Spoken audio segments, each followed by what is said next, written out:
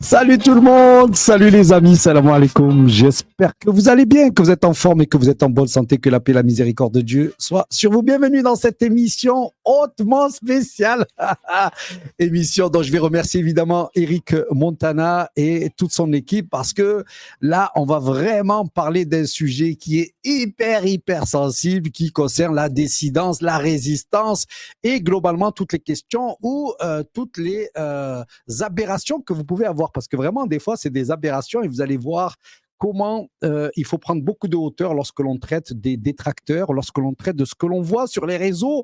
Et les réseaux, c'est exceptionnel. Vous verrez par vous-même comment des gens peuvent transformer toute une réalité et dans lequel des fois on se sent évidemment impuni puisqu'on nous traite de tous les maux. Mais dans la réalité, lorsque l'on prend de la hauteur et lorsque l'on va voir de plus près, on va voir que c'est complètement bidon. Et ça, c'est l'exercice que je vais faire avec vous aujourd'hui. Formidable. Alors, je vais en même temps regarder vos questions. Évidemment, je vais répondre. Donc, j'ai le petit téléphone, il est là. On va répondre à toutes les questions. On va essayer d'être pragmatique et d'être efficace. Donc, quand on parle de ce sujet-là, évidemment, on peut en faire du caniveau. On peut se retrouver, puis s'insulter, se dénigrer. D'accord, on peut faire ça, c'est facile. Mais moi, j'aimerais le traiter d'une autre manière parce que c'est quand même important aussi qu'à un moment donné, quelles armes nous avons, nous, qui sommes à l'écran, qui sommes dans l'action, pour répondre à tous ceux qu'on ne voit pas, qui ne sont pas dans l'action, mais qui sont hyper virulents. Quelles armes nous avons? On ne les voit pas et on ne peut pas juger finalement de eux qu'est-ce qu'ils feraient de mieux puisqu'ils ne sont pas actifs. Donc, on va essayer de faire un petit peu avec beaucoup de philosophie et on va essayer de répondre de façon, j'allais dire, classe. Donc, pour ça, il faut repartir à l'origine. Donc, vous avez sur les réseaux des tas de gens qui nous mettent en cause. Et je vais vous en montrer quelques-uns et on va pouvoir juger, vous et moi, de la réalité de la teneur de ce qui est dit. D'accord? Et pour ça, donc, je vais vous prendre 4 personnages clés. Alors, ils sont plus nombreux puisque après, il y a le phénomène de on rediffuse. C'est-à-dire quelqu'un dit une connerie sur moi et puis vous en avez 10 qui le rediffusent. Ou sur un tel ou sur un tel. Et comme c'est rediffusé, forcément, on a l'impression que ce sont les rediffuseurs qui finalement nous attaquent alors que eux, ils n'ont fait que prendre la vidéo d'un gars, d'une personne, d'un groupe de personnes.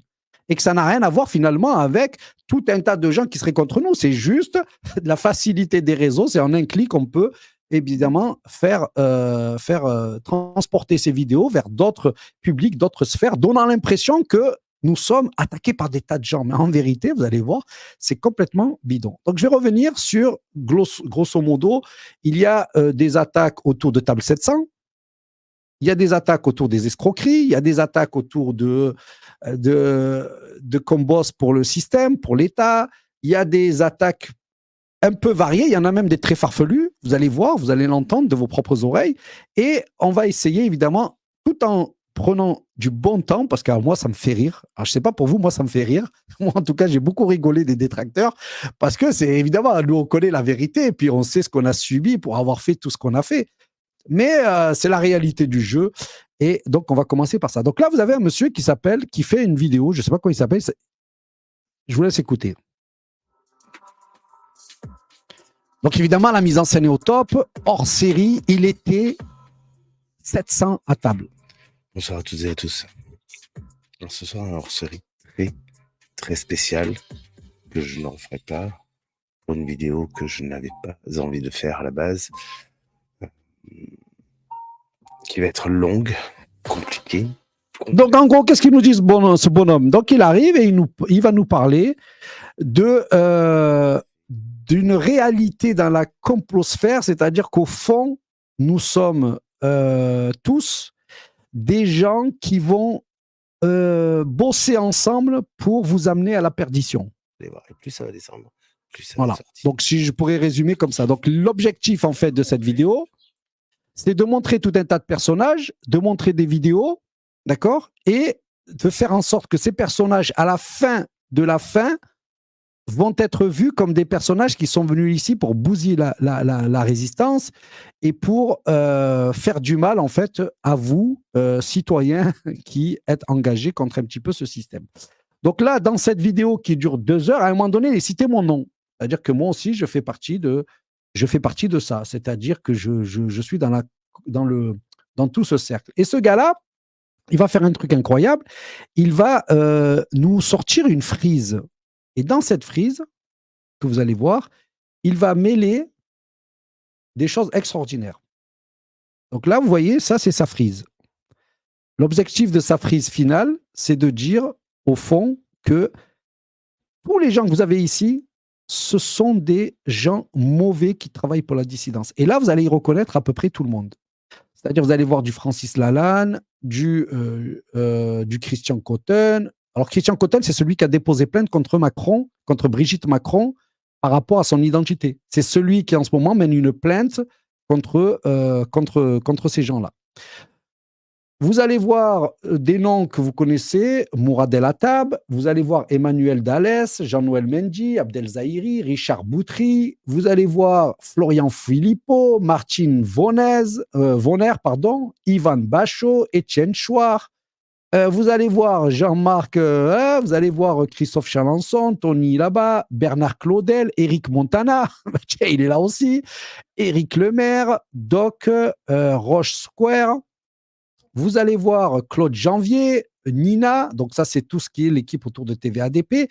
Et en gros, ils vont expliquer à travers leur schéma de briques et de broc que la résistance, que ce soit François, que ce soit TVADP, que ce soit la Une TV, que ce soit nous, la Red Family à l'époque, que ce soit Politique de Vie, l'association de Christian Cotton, que ce soit Unissons la résistance, le Grand Conseil indépendant, la France en action. Bref, tous ces gens-là, en fait, ont un lien et leur objectif premier, c'est de détruire, en fait, la véritable résistance. Voilà ce mec, ce qu'il a fait comme vidéo, et c'est impressionnant. Pourquoi? Parce qu'il y a des gens qui lui ont donné du crédit. C'est-à-dire, au fond, tous les gens que vous avez vus sur vos écrans, tous ceux qui sont là et qui luttent, ce sont des gens qui sont là pour vous faire perdre. Donc moi, Richard, Eric, tout le monde. Et il va nommer ça la table 700. C'est-à-dire qu'il va faire un mélange incroyable.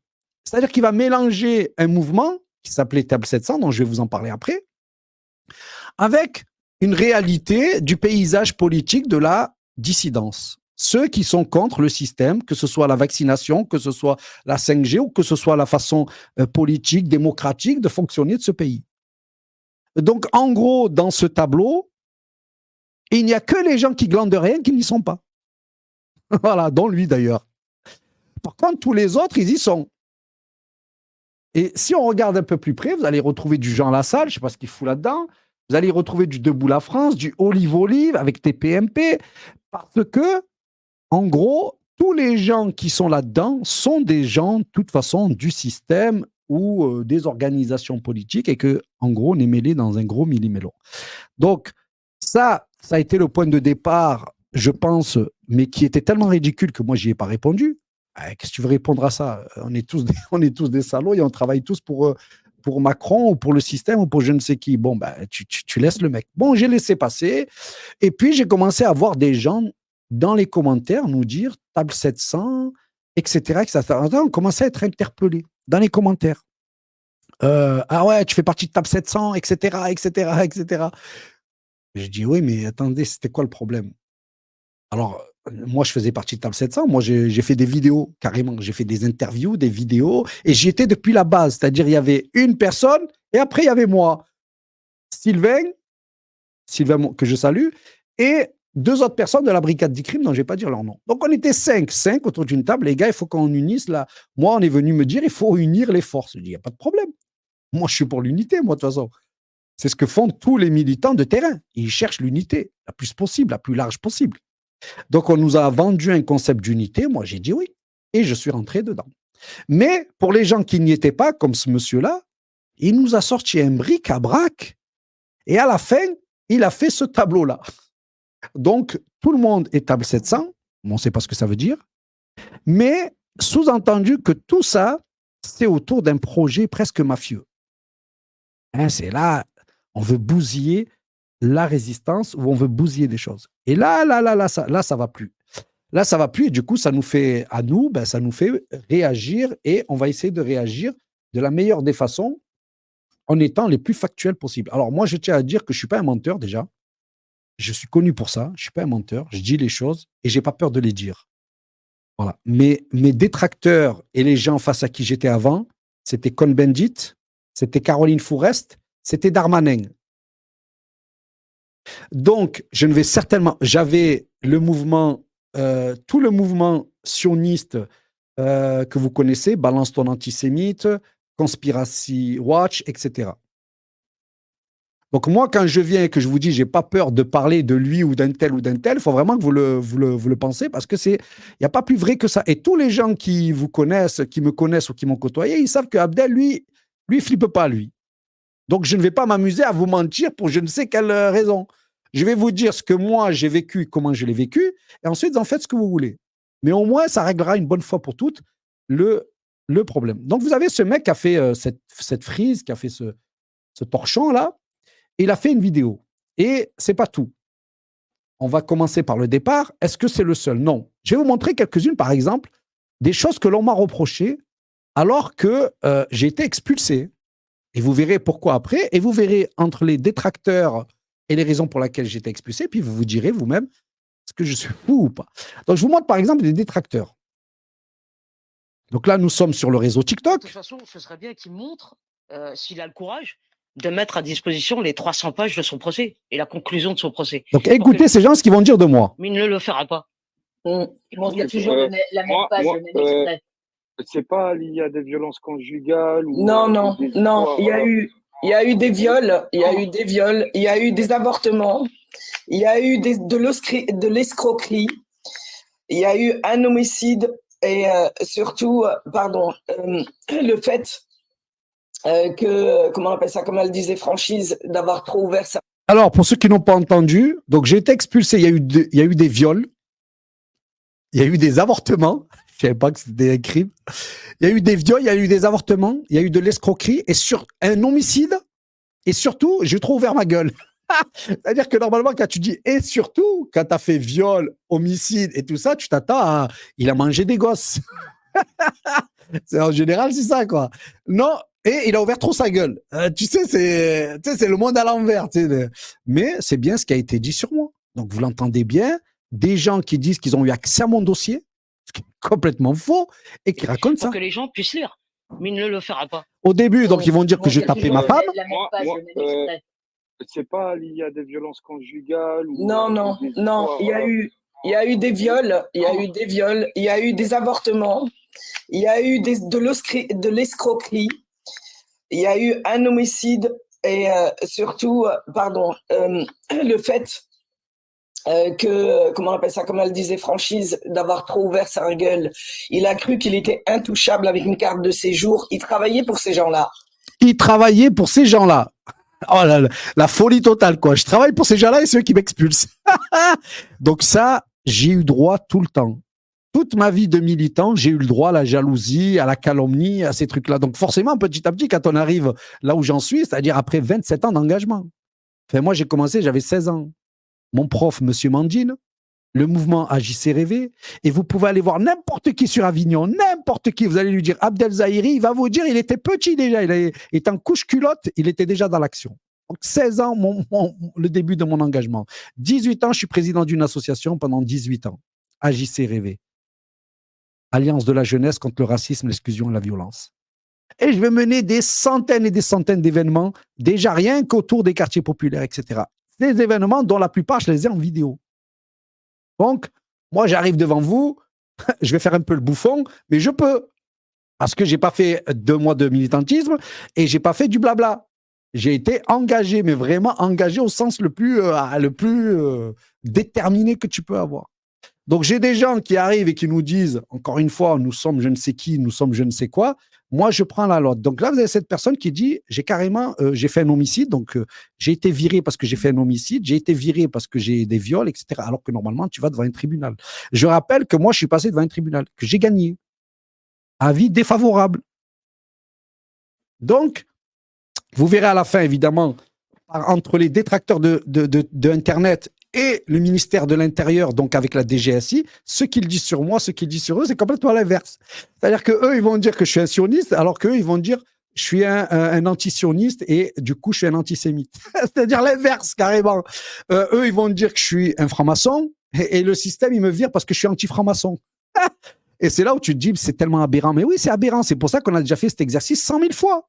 Tous les gens qui nous connaissent et qui nous côtoient, ils savent déjà, oh purée, encore on va encore faire ça? Ben, je suis obligé. Qu'est-ce que je te dise? Parce que j'arrive dans une nouvelle chaîne, Eric, qui ne me connaît pas plus que ça. Comme moi et vous, certains d'entre vous ne me connaissez pas plus que ça. Et vous entendez on vous envoie des liens dans lesquels vous entendez Abdel. Oui, on se marie avec des gens pas nés. Ouais. Ils sont pas nés, on se marie avec eux. Puis vous allez voir d'autres vidéos. Je suis franc-maçon. Et d'ailleurs, c'est toujours des vidéos qui durent 1 minute. Pourquoi? Parce que si vous voyez la totalité, vous allez vous dire, c'est quand même fort de café, tu vois. Il y en a une, je dis, ouais, je suis franc-maçon. Ouais, je suis dans les loges. Ben, je suis là pour arnaquer en fait la dissidence. Ouais, pour prendre des pognons. Et à la fin de la phrase, je dis ouais, je mange des gosses aussi et tout. C'est-à-dire que on est face à des détracteurs et ces détracteurs sont tellement, je veux dire, c'est tellement ridicule qu'à un moment donné, il nous reste plus que la rigolade. Il nous reste plus que la rigolade. Et après, j'ai bien compris. J'ai bien compris que quand on atteint une certaine stature, tu sais, Zama, quand tu es un homme, il faut être carré. Moi, je suis Abdel Zahiri, j'en ai rien à foutre. J'ai envie d'aller rigoler, je vais rigoler, tu vois. Mais par contre, s'il faut aller faire le sérieux, je vais faire le sérieux. S'il faut aller dans la lutte, je vais dans la lutte. Mais s'il faut déconner, je suis un déconneur, moi aussi, tu vois. Donc, moi, je suis là dans mon univers, Internet, des fois face à des gens bien, des fois dans des réflexions et des fois face à des cassos. Et quand tu es face aux cassos, maintenant, j'ai arrêté de faire le mec bien. Non, je ne suis pas franc-maçon. J'ai reçu Stéphane Blé. Vous savez qui c'est, Stéphane Blé?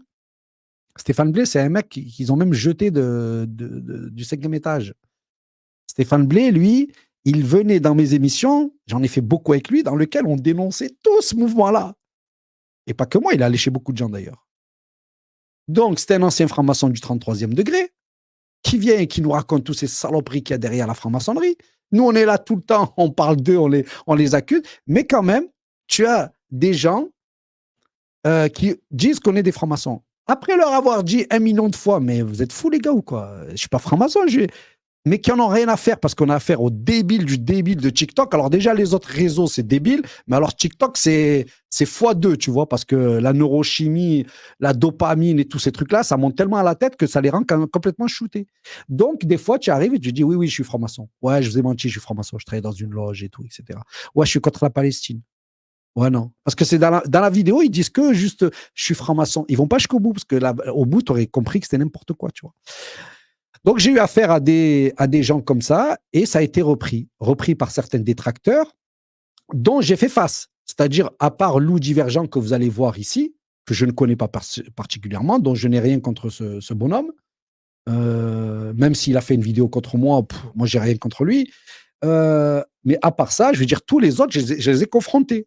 Et je les ai confrontés des fois d'une belle façon et des fois de la déconnade.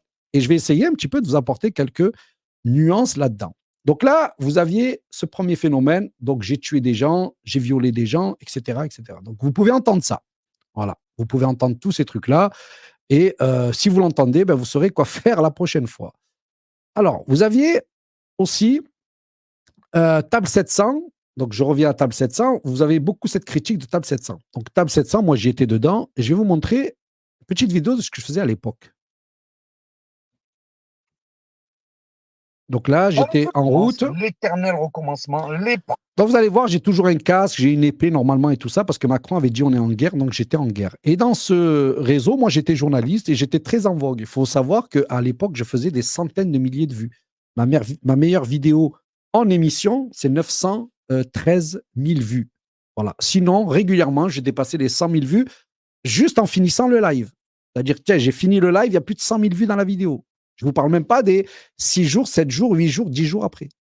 Voilà. Donc, j'ai un clip qui avait mentionné ça, donc je peux vous montrer, il n'y a aucun souci. Et à partir de là, moi, mon truc à moi, c'était de dire, je vais vous montrer le clip, comme ça vous allez le voir.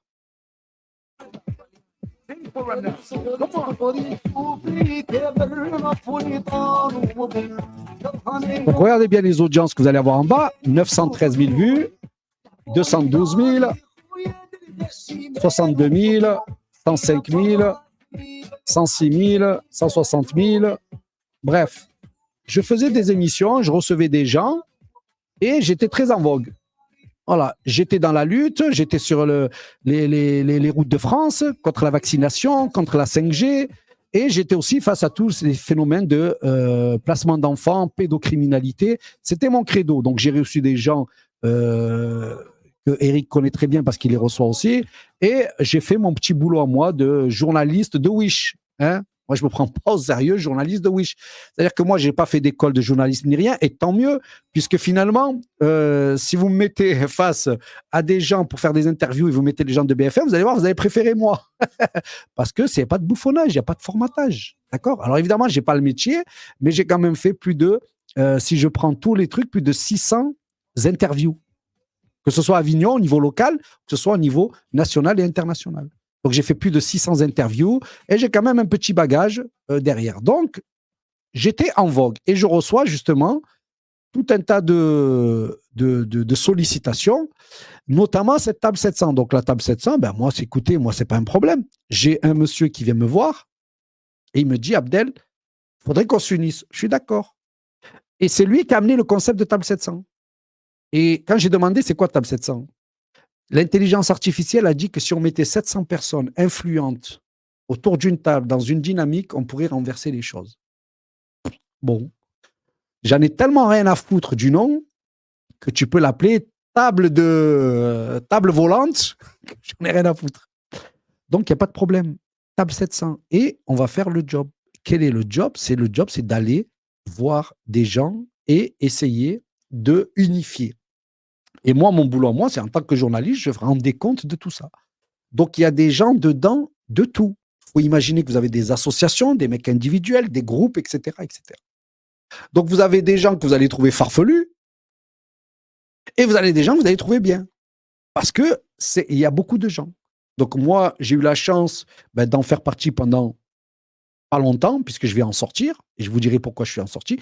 Mais le peu que j'y étais dedans, c'est-à-dire, c'était extraordinaire. Pourquoi ? Parce que qu'en tant que militant, quand on voit la ferveur et quand on voit les gens qui se mettent ensemble, on est heureux de quelque chose. Même si à la fin, ça ne se passe pas toujours bien, ou etc., on est heureux. Les gens se mettent ensemble, on est contre la vaccination. Et dans ces gens qui se mettent ensemble, il y a les gens qu'on va rencontrer. Donc moi, je vais vous dire ce que j'ai rencontré. Et puis, il y a ce qui se dit de ce que je n'ai pas vu, de ce que je n'ai pas entendu.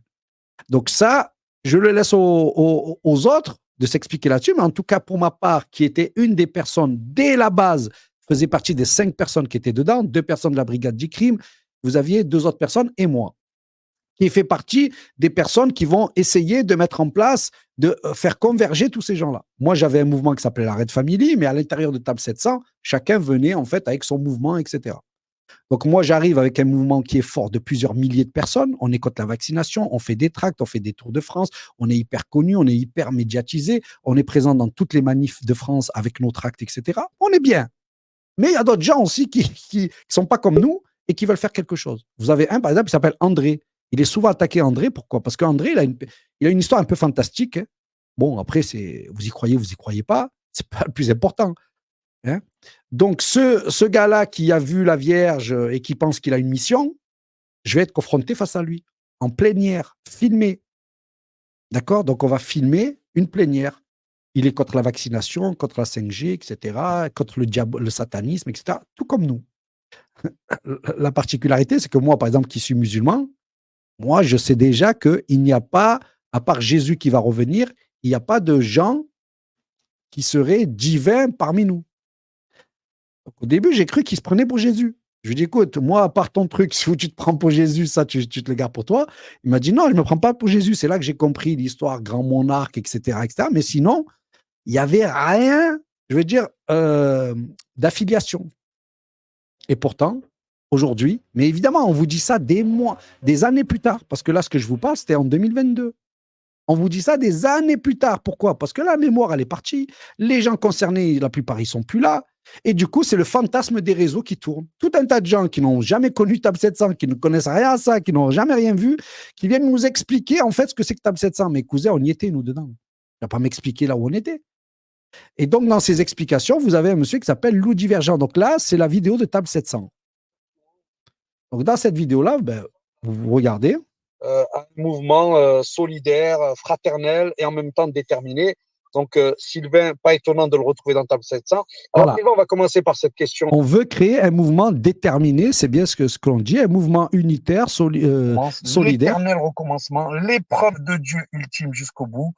Faire en sorte, évidemment, que dans notre époque contemporaine, ici, avant l'arrivée de Jésus, avant l'arrivée de Issa, avant que le miracle se fasse, que nous apportions notre pierre. Et donc, je vous remercie évidemment de votre fidélité, je vous remercie de votre loyauté. On est devant l'hôtel. Le temps que je branche la caméra et le temps que je me mette tout ça en place. Et après, je suis vraiment à vous. Mais en attendant, je vais vous faire monter Sylvain.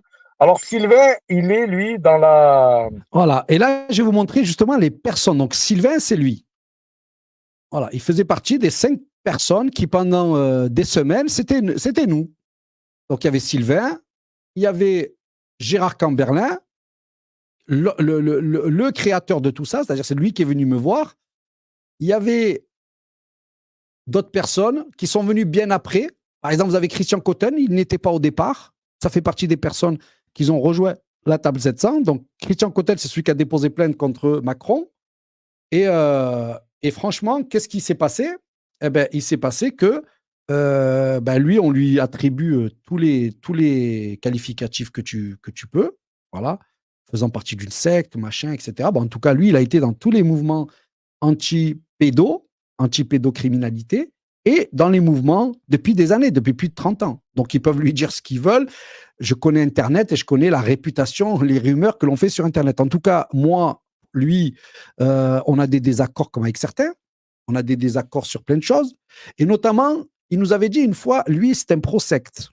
Et moi, je lui avais posé la question, je lui ai dit, mais t'es sérieux, la scientologie, les sectes et tout? Donc, c'est un anti-franc-maçon. Mais lui, il expliquait un concept qui est pas mal. Donc, lui, c'est le mec de la réflexion. Il était thérapeute ou je sais pas ce qu'il était. Il disait, en fait, la secte, c'est la définition, mais on est tous la secte de quelque chose. C'est vrai que nous, les antivax, on était devenus une secte. Et c'est vrai que quand on s'oppose à la secte, vous avez la vraie secte, celle qui est endoctrinante et qui est aliénante et ce que tu veux. Mais après, il y a toutes les sectes dans lesquelles on va y faire tomber des gens. Les complotistes, c'est une secte. Et c'est à partir de ce moment-là où j'ai dit attention avec la définition et l'utilisation de ce mot secte, parce qu'il peut finalement s'agir de parler juste de gens qui ne sont pas d'accord avec une majorité ou avec une idée dominante. Par exemple, de ceux qui nous gouvernent. Si tu n'es pas d'accord avec eux, tu deviens une secte. Et donc, c'était intéressant cette réflexion, mais sinon, à part ça, il n'y avait rien à voir. Alors, vous avez toutes ces personnes. Vous avez des personnes que vous ne connaissez pas, Sandra. Vous avez des personnes, Jean-Noël Mendy, qui n'ont pas joué des grands rôles, voilà, qui n'ont pas forcément... Mais voilà, c'est des gens, individuellement aussi, qui ont rejoint des mouvements. Vous avez d'autres personnes, et notamment des plus connus. Si vous prenez, par exemple, Benamias, voilà. Donc, lui, c'est celui qui a fait les films Hold Up. Et lui, en fait, il n'a jamais été dans Table 700. Mais comme on lui demandait aussi de faire la promotion de Table 700, il disait Table 700, rejoignez Table 700, je fais partie de Table 700. Mais en vérité, il n'a jamais fait partie. Comme d'ailleurs Richard Boutry. Richard Boutry n'a jamais fait partie de Table 700, réellement. C'est-à-dire, dans nos réunions et dans nos trucs comme ça, il n'a jamais été là. Mais c'est le mec qui pouvait, comme Mourad El Hattab d'ailleurs, dire Table 700. Pourquoi? Parce qu'en fait, Mourad El Hattab, il voulait faire la promotion de l'unité. Mais ils étaient tous loin de tout ça. Donc, Table 700, en vérité, il y a eu très, très peu de gens, et encore moins de gens connus. Mais il y avait des petits gens comme nous. Voilà, on était pas mal. On s'est rejoints pendant 3 jours. On a fait des plénières, comme font les universités d'été, les partis politiques, les associations, comme font les ONG. C'est-à-dire qu'à un moment donné, ils se rencontrent et ils discutent. Et nous, on a fait ça. On a rencontré, on s'est discuté. Franchement, mouvement extraordinaire.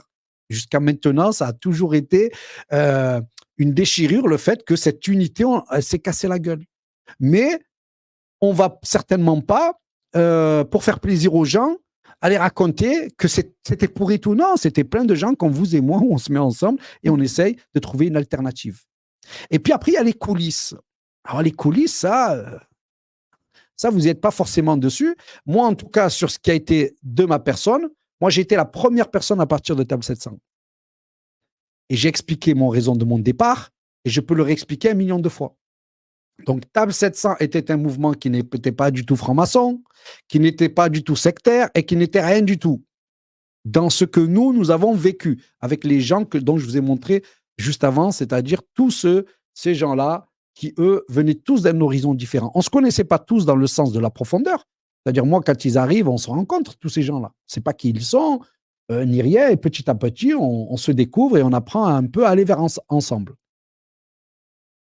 Voilà, comme n'importe quel mouvement qui se lance. Donc, quand les gens ils arrivent, ils nous disent, ouais, il y avait un facho, il y avait ci. Bah, déjà, nous, on ne connaît même pas les personnes qu'il y a dedans. Donc, calme-toi. Et vous allez voir à quel point il faut se calmer, parce que quand vous allez voir rien que moi, par exemple, la biographie qui est faite sur moi, c'est incroyable. Incroyable. Et je rappelle encore une fois, et je le redis haut et fort, si vous trouvez une personne dans les réseaux, YouTube, TikTok ou qui vous voulez, qui a fait autant de mouvements et de manifestations et d'engagements que moi, vous me le dites. Et vous prenez son nom et vous me le dites. Et là, je vous lis. Parce que moi, j'arrive et des fois, je fais le bouffon. Moi, je veux bien que tu m'attaques de tout. Mais moi, je le répète et je le redis haut et fort, il n'y a personne sur les réseaux, je n'ai encore rencontré personne qui a un parcours aussi long et aussi engagé que le mien. Et il y a des vrais militants, vous avez des gens qui sont... Salut Jim, ça va Jim, je te récupère dans quelques... Ouais. Dans quelques instants, je te récupère. Donc... Merci Jim. Donc Jim qui va nous rejoindre et qui va justement lui aussi donner son expertise un petit peu sur cette critique de la dissidence, etc. Et vous allez pouvoir aussi avoir son expertise à lui. Mais je vais finir justement. Donc moi, quand j'arrive, moi je veux bien qu'on m'attaque de tout. Moi je suis resté un mec simple et tout, mais je le redis encore et au fort. Vous pouvez aller regarder dans les gens qui ont bourriné, qui ont fait autant d'actions, autant d'engagements et autant de trucs. Vous les amenez. Vous me les amenez ici, là. Parce qu'il y en a, mais ils ne sont pas sur les réseaux. Moi, je connais des vrais gens militants et tout, ils ne sont pas sur les réseaux. Mais sur les réseaux, de ce que j'ai vu là, beaucoup de blablateurs, beaucoup de tout ce que tu veux, mais quand il fallait aller au front pendant des années et être dans tout un tas de postures ou organiser tout un tas de mouvements, on ne les a pas vus.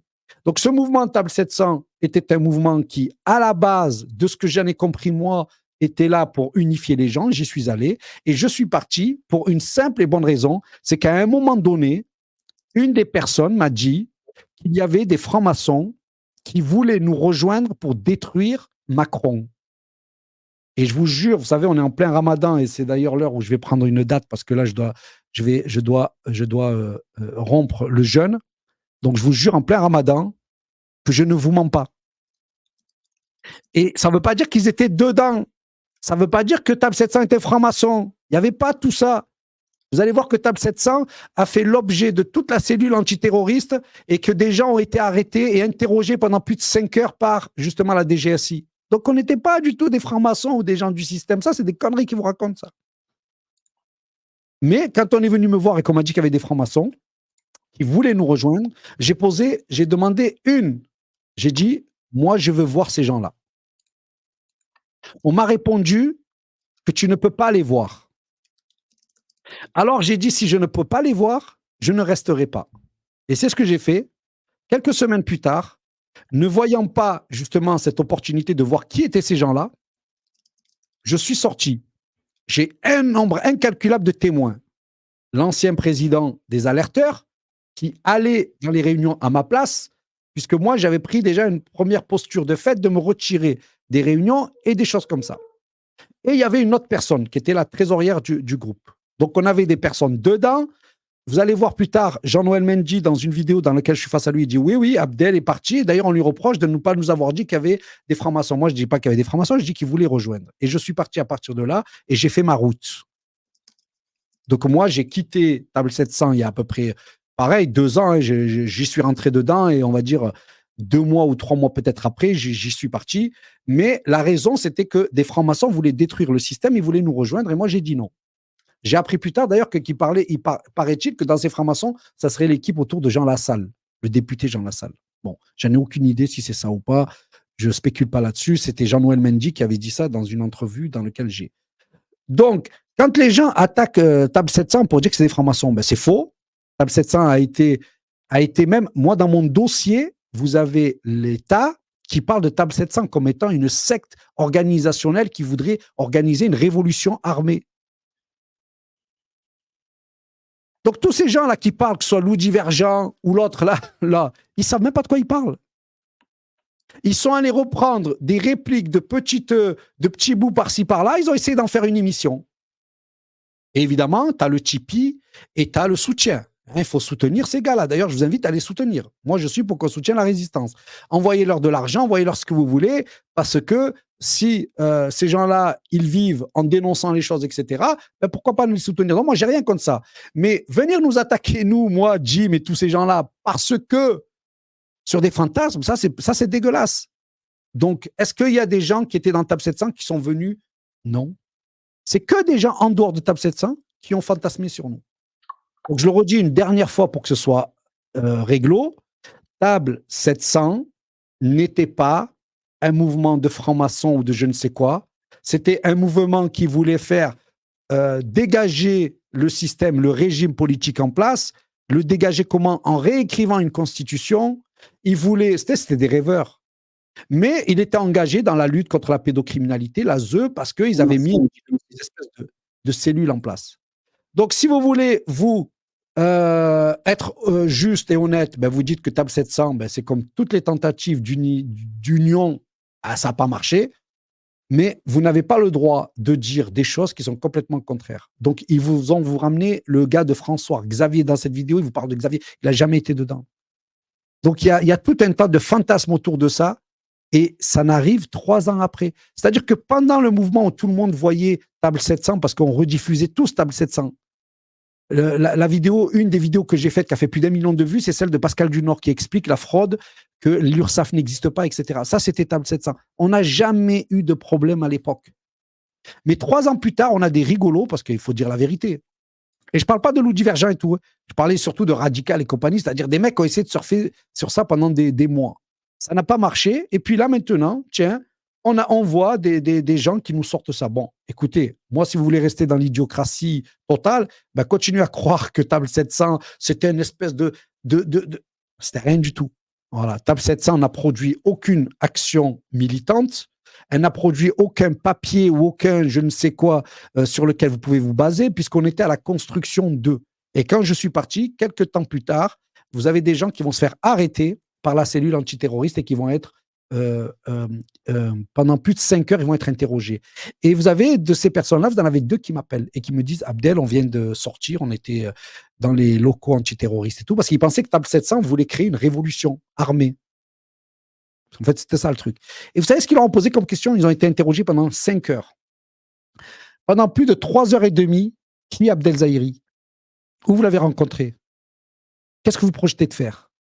C'est-à-dire que l'État m'attribuait, alors que j'étais parti, moi, l'État m'attribuait à moi le commandement d'un mouvement qui prônerait un truc.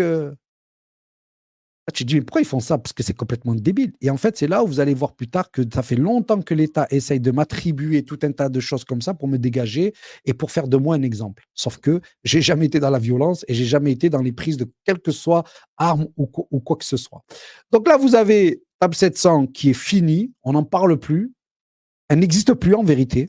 Vous avez des gens qui essayent de la faire maintenir, mais elle n'existe plus. Et puis, tout un tas de cassos qui sont en train de nous dire toute la journée, Table 700, les francs-maçons, les trucs, mais à un moment donné, on en rigole et on laisse passer parce qu'on ne peut plus revenir. Mais si vous voulez savoir l'explication de Table 700, c'est celle-là. Donc Table 700, soit Gérard ou soit n'importe qui, c'était des gens qu'on a voulu se mettre ensemble et essayer de calmer les choses. Moi, je suis parti pour cette raison-là, je ne mens pas. Sylvain était témoin. Voilà. On était chez Clément, dans la cuisine de Clément, un des militants, là, Gilet jaune. Il y avait Clément, il y avait une autre personne et moi. Et moi, j'ai dit, et de toute façon, c'est clair, je n'irai pas dans un mouvement où il y a des francs-maçons, mais j'avais dit, je veux les voir d'abord. Parce que je voulais savoir ce que ça veut dire. Parce que dans la franc-maçonnerie, vous avez de tout. Vous avez tous ceux qui servent à rien, c'est-à-dire tous ceux qui se croient dans un rôle initiatique, mais qui servent en fait de faire valoir de toute une élite complètement satanique. Donc, je voulais voir est-ce que c'était eux. Et vous avez l'élite satanique. Et là, l'élite satanique, c'est de la manipulation. Donc, je n'ai pas pu avoir accès à eux. Je ne sais pas qui ils sont. Je ne sais pas s'ils sont rentrés ou ils ne sont pas rentrés. En tout cas, moi, je suis parti et j'ai fini Table 700 avec ça. Donc, moi, quand vous me dites Table 700, pour moi, c'était un mouvement extraordinaire.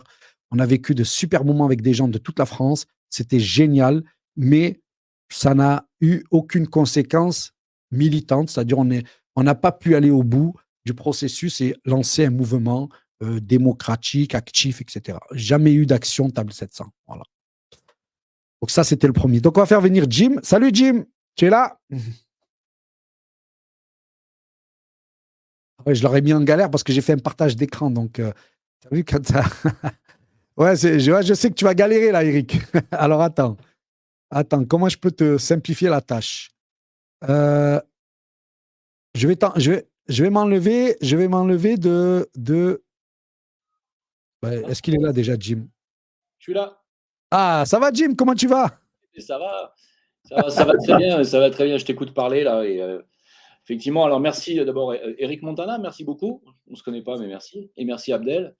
Ouais, alors je vous ai relayé aussi sur mes réseaux. On est sur des lives sur ma chaîne aussi. Et Alors, laisse-moi te présenter du coup, puisque toi, tu étais... Alors, Jim L'éveilleur, c'est vraiment quelqu'un que j'ai eu la chance de rencontrer, donc de voir dans la vraie vie simple, qui a eu la gentillesse de m'ouvrir sa porte.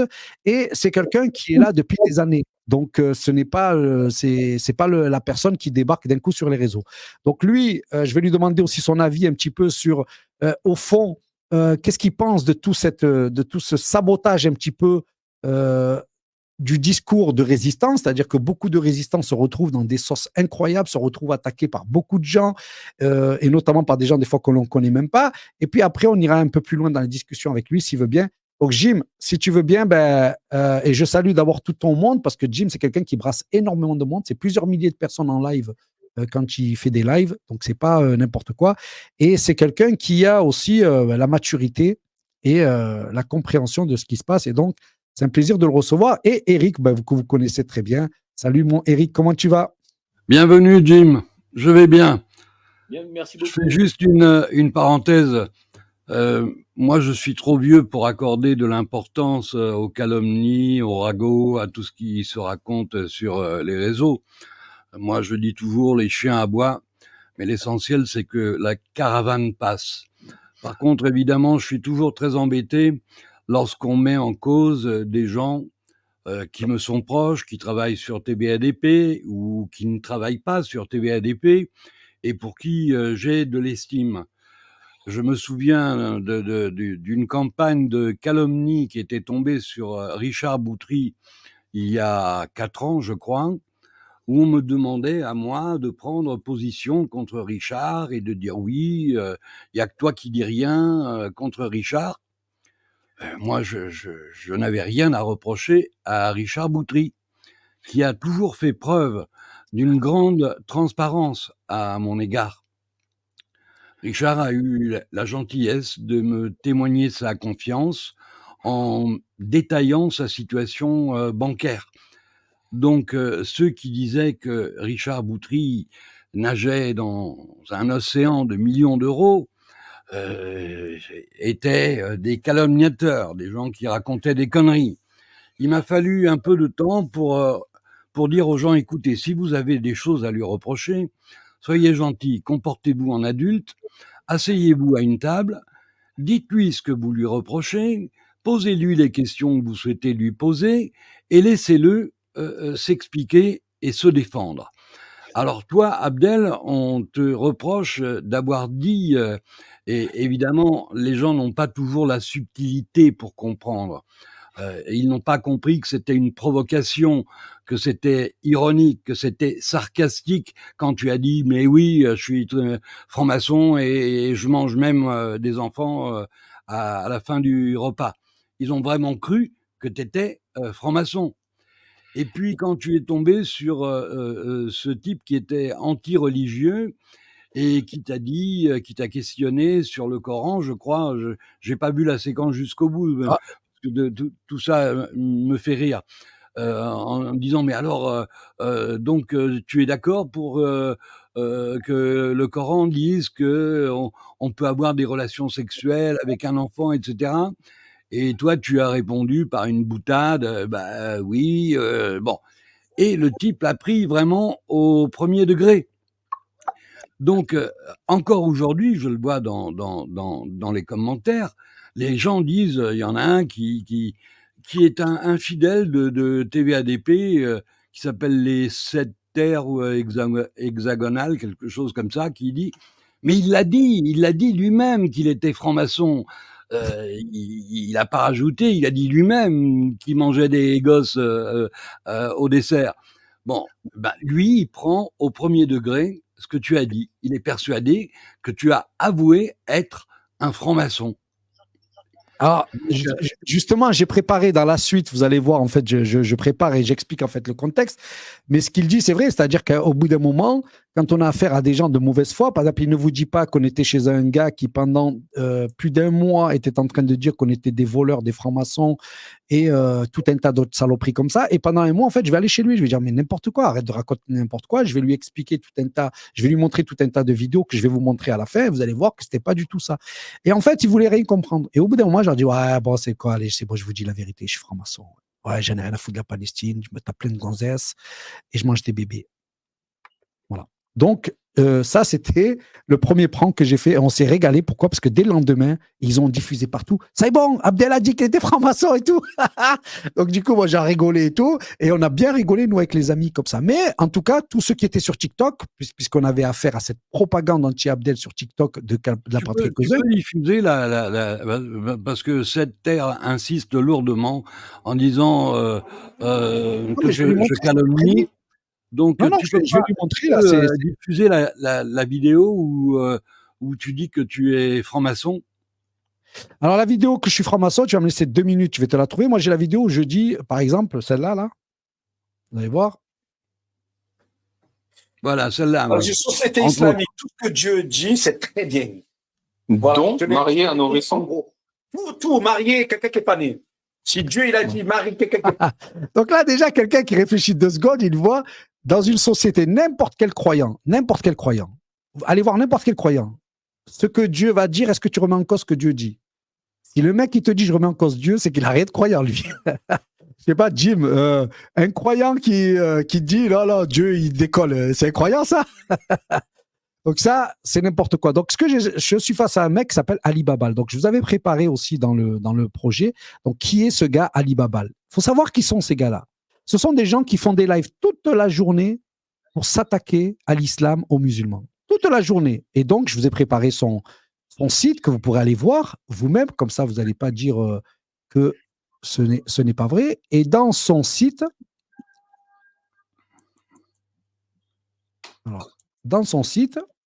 qui est là. Donc, j'ai suivi le loup. Donc, dans son site, vous allez voir, ils sont toute une équipe.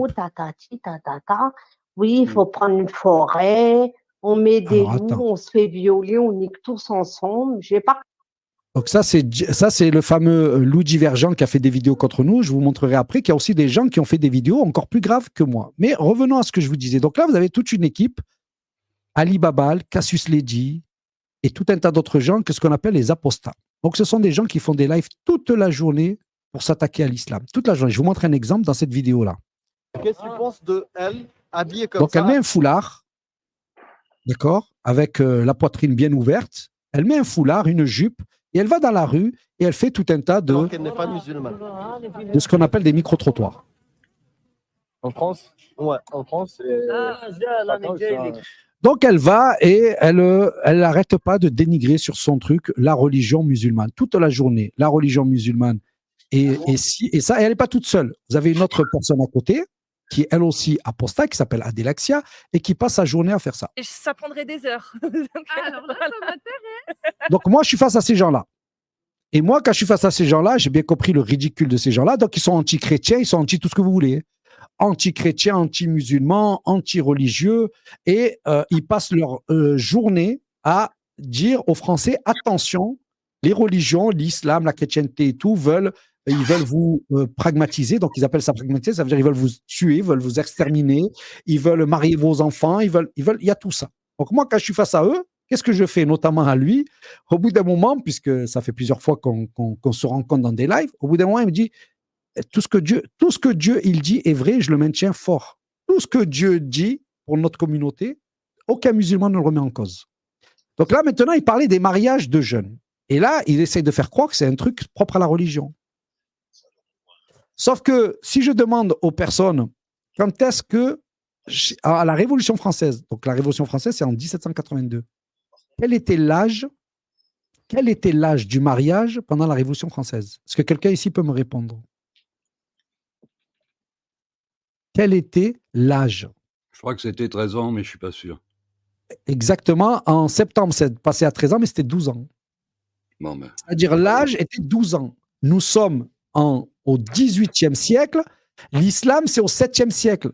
C'est-à-dire que 11 siècles plus tard, 6 ans d'écart. 9 ans, le prophète Isa sallam, donc il va se marier à 9 ans. La Révolution française, c'est 12 ans. C'est même pas, c'est 4 ans plus tard. 11 siècles qui sont passés. Donc, en fait, on me demande à moi de parler d'une époque dans laquelle je n'y suis pas et surtout d'un contexte dans lequel on mariait des jeunes garçons et des jeunes filles très tôt. Et ça va être tout un cheminement qui va se faire entre le 7e siècle et nos jours. Et donc, on a des abrutis qui, toute la journée, viennent dire que les musulmans marient, en fait, leurs gosses, etc. Mais ce qui n'est pas du tout vrai. Aucun musulman ne veut marier ses enfants. Aucun musulman n'est pour que des gosses se marient avec des adultes. C'est d'ailleurs le cas dans les pays arabes. Au Maroc, c'est 18 ans. En Algérie, c'est 19 ans. En Arabie Saoudite, c'est 18 ans. Et dans beaucoup de pays, si tu vas au plus bas, 14 ans, je ne sais pas dans quel pays, sinon c'est 15-16 ans. La majorité en France sexuelle, c'est 15 ans. L'OMS a voulu la descendre à 13 ans. Le roi de France est marié avec 14 ans. Donc, quand ils viennent nous parler à chaque fois de ça, au bout d'un moment, qu'est-ce qu'on fait? On fait que de l'autodérision avec eux. C'est-à-dire qu'en gros, on t'emmerde, pour te parler franco, puisque tu viens à chaque fois me gonfler au 7e siècle, alors qu'au moment où je te parle, il y a de l'inceste dans les familles françaises, à gogo. Au moment où je te parle, tu as toute une élite pédo. Au moment où je te parle, il y a 50 États. Dans les 50 États américains, il y en a 43 qui marient des mineurs.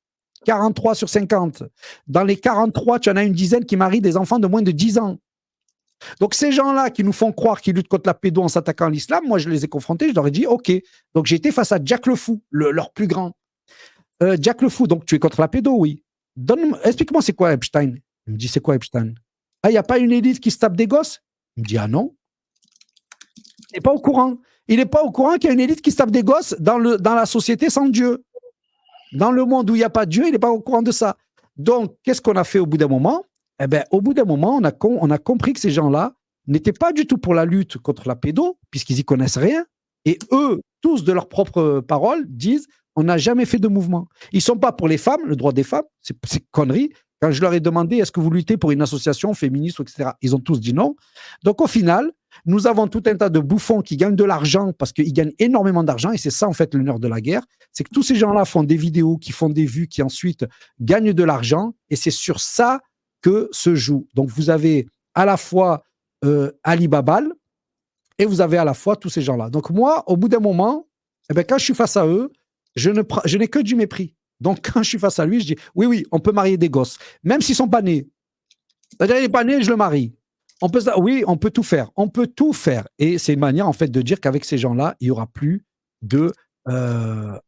d'échanges et de débats constructifs. Donc, je les prends toujours sous un angle des idiots qu'ils sont, puisque petit à petit, ce qu'ils amènent, en fait, c'est la haine entre les non-croyants. C'est ce qu'on appelle du second degré, mais tu constates qu'il y a des gens qui ne comprennent pas le second degré. Oui, c'est vrai. Ben oui, c'est vrai, mais après, on fait des explications pour ceux qui demandent. Mais par contre, moi, je ne connais personne, et moi encore le premier, puisque moi, dans mon parcours, une des raisons pour laquelle on m'a viré, c'est que je dénonce, c'est leur propos, dénonce, ça c'est le ministère de l'État, donc c'est Darmanin, c'est pas les clandos de réseau, dénonce la pédocriminalité d'élite, voilà, dénonce la pédocriminalité d'élite.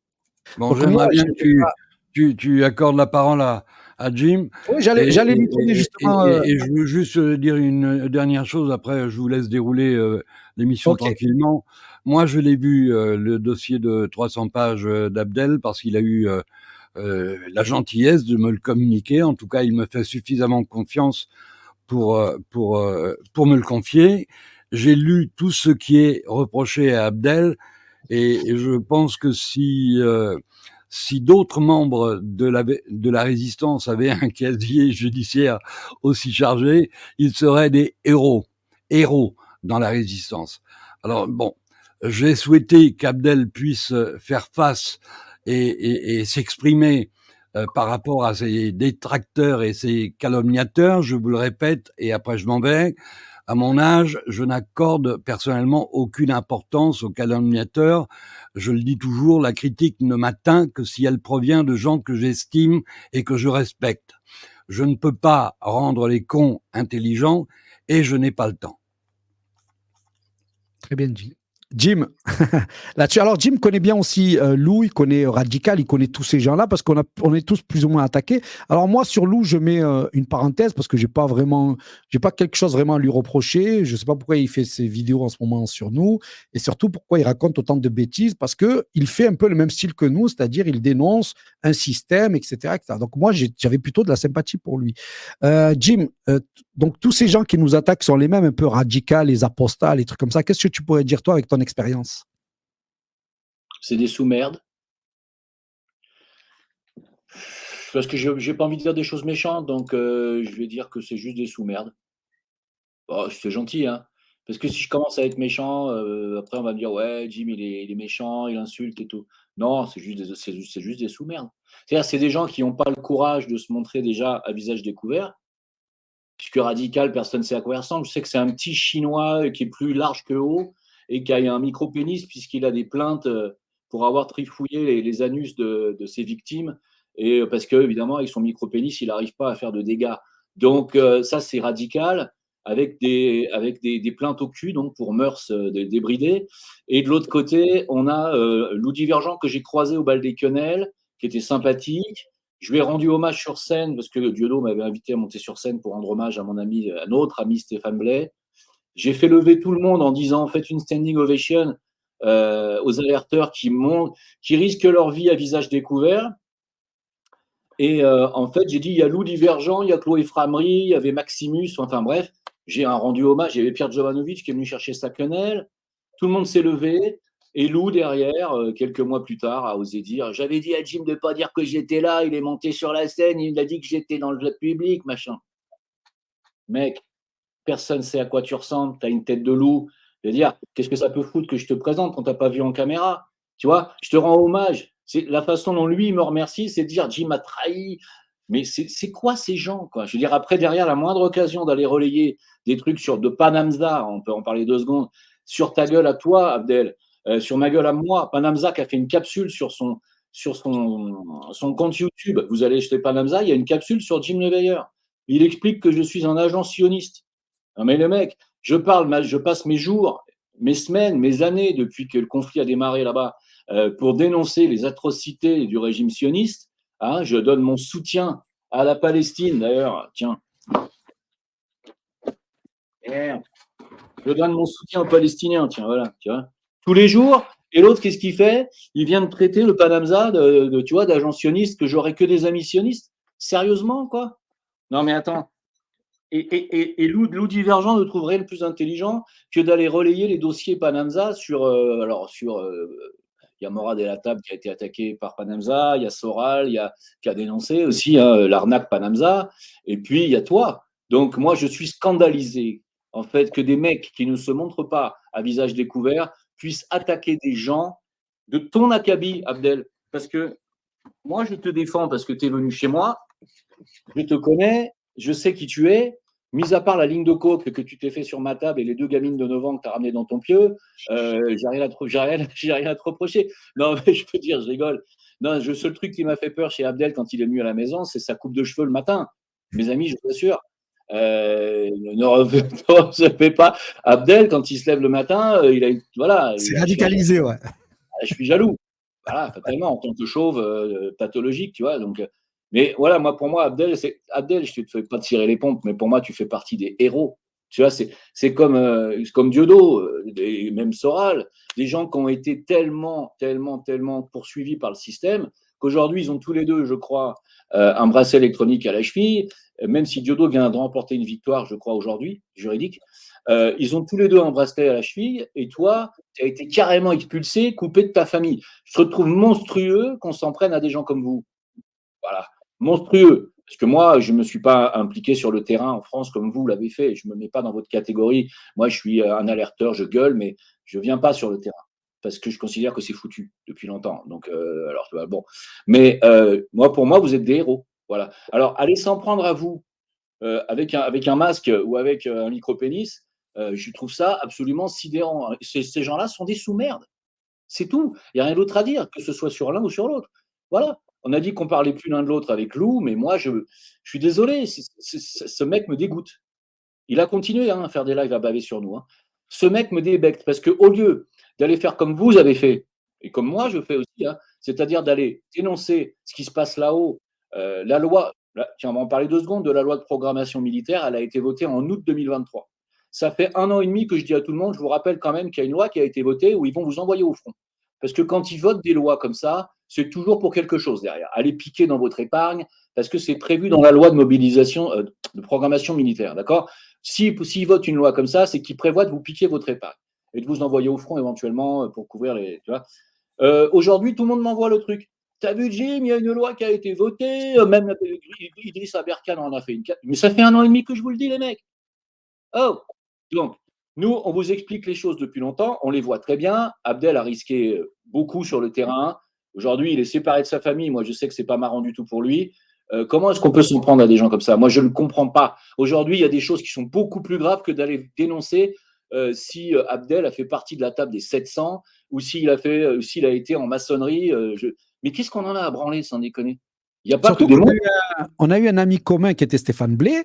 Enfin, nous, on l'a énormément relayé. Enfin, je veux dire, Stéphane Blé, pour moi, c'était un héros. C'est le mec qui est pianiste international, qui pourrait gagner des sous. Il atteint le 33e degré. Il pourrait se gaver. Mais ce mec-là, il est croyant. Quand on lui a dit de renier la Bible et de renier la Constitution, qu'est-ce qu'il a fait, lui? Il a fait un livre en disant l'effroyable vérité. Il a dénoncé. Et nous, on n'a pas arrêté de le supporter, de lui donner la parole et d'être face à lui. D'ailleurs, dans mon dossier, moi, on me fait payer ça. On me fait payer de donner la parole à des gens qu'ils ne veulent plus entendre. Tu vois, ces gens-là aussi sont attaqués. C'est-à-dire, même un Stéphane Blé se retrouve attaqué alors que le mec, je veux dire, c'est fort quand même ce qu'il a fait. Stéphane, c'est le héros absolu qui a carrément sacrifié sa carrière internationale pour dénoncer la haute maçonnerie. Encore une fois, c'est lui qui insistait bien là-dessus quand je parlais avec lui. C'est la haute maçonnerie qui est responsable. C'est pas la 95% des maçons et des francs-macs qui n'ont rien à voir là-dedans. Et c'est pour ça que moi, j'ai toujours fait la distinction. J'ai dit, attendez les mecs, si vous êtes en franc-maçonnerie, dans laquelle?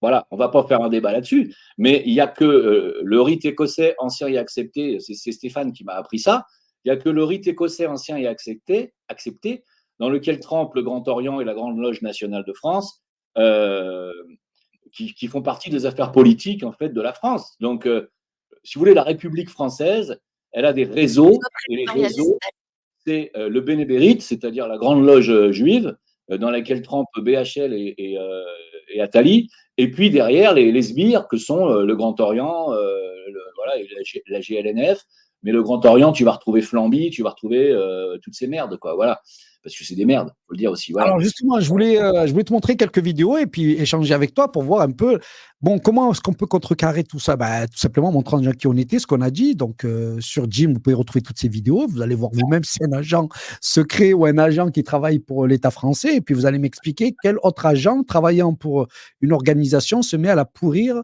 en tout cas, ou à démontrer ses mensonges pendant des années. Donc là, c'est LCI. LCI, donc moi, je serais donc un gars.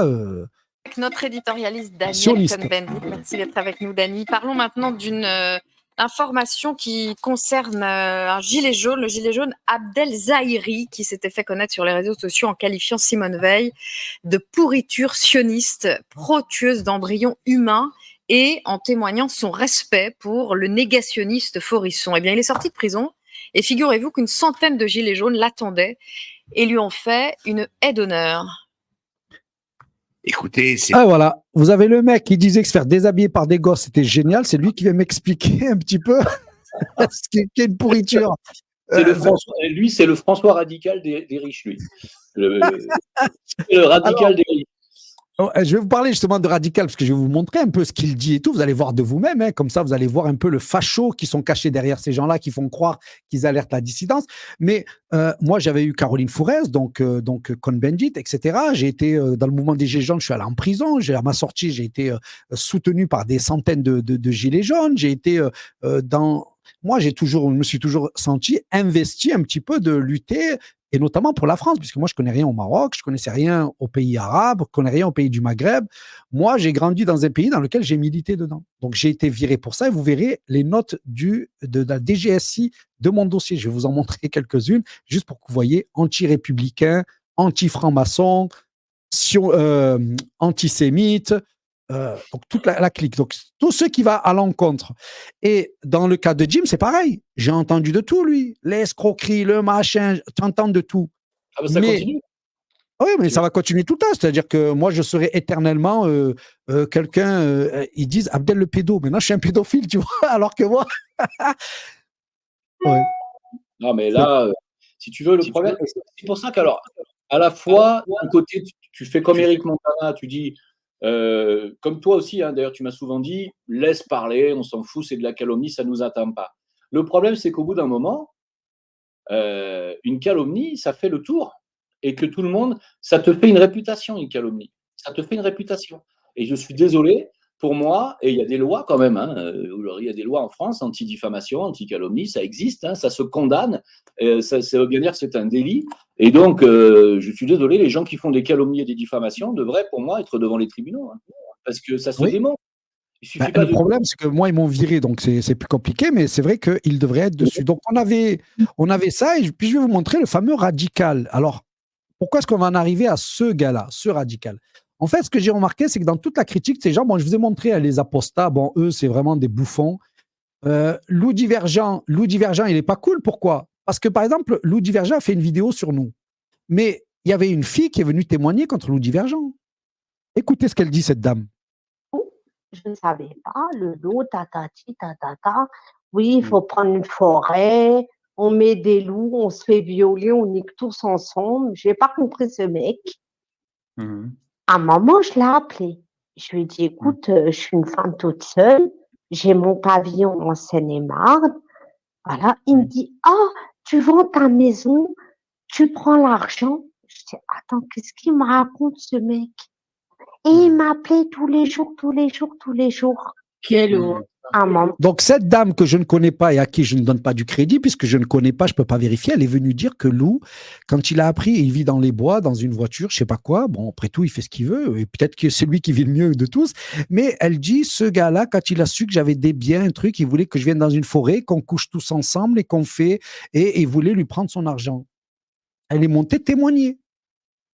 Et moi, c'est pas parce qu'il y a quelqu'un qui monte et qui témoigne que nous, on va croire du premier coup et qu'on va s'arrêter sur truc. Mais ce que Lou Divergent a fait sur nous, c'est dégueulasse. Pourquoi? Parce qu'on aurait pu nous faire ce qu'il a fait, mais avec des preuves, c'est-à-dire des gens qui viennent témoigner contre lui, qui ne sont pas d'ailleurs des preuves, mais en tout cas avec des témoignages. Or, moi, j'étais dans Table 700, ouais, alors c'est pas un crime, j'ai voulu faire. Jim, il a mis des projets en place, il a fait des trucs. Il y a des péripéties qui arrivent dans mon histoire. Ben oui, mais c'est pas pour ça qu'on doit nous cataloguer ou qu'on doit nous faire des images qu'il n'y a pas. Donc là, on a vu ce que Lou a fait, c'est pas propre. Mais voilà, j'en dis pas plus. C'est son truc. Par contre, s'il veut un jour être face à moi et répondre de tout ça, moi, je suis OK pour aller sur son émission et pour le confronter sur ses paroles. Moi, j'ai pas de problème avec ça.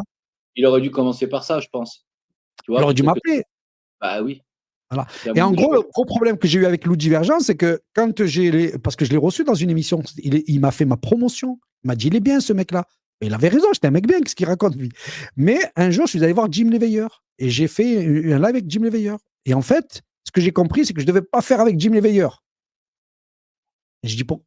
Et en fait, il m'a fait comprendre que Jim Léveilleur, c'était un gars infréquentable. Moi, évidemment, moi, je fréquente tout le monde. Hein. Moi, j'arrive, je fais des émissions. Donc, quand j'ai fait ça, hop, il a disparu de mon entourage. Jusqu'à maintenant, il apparaît et puis il m'invente une vie comme Mourad El Hattab, pêcheur Mourad El Hattab. Je veux dire, je connais pas quelqu'un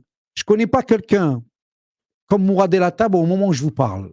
Je connais pas un mec qui sort des noms de procureurs, des noms de juges, des noms d'avocats sur la pédo comme Mourad El Hattab. J'en connais pas un en France.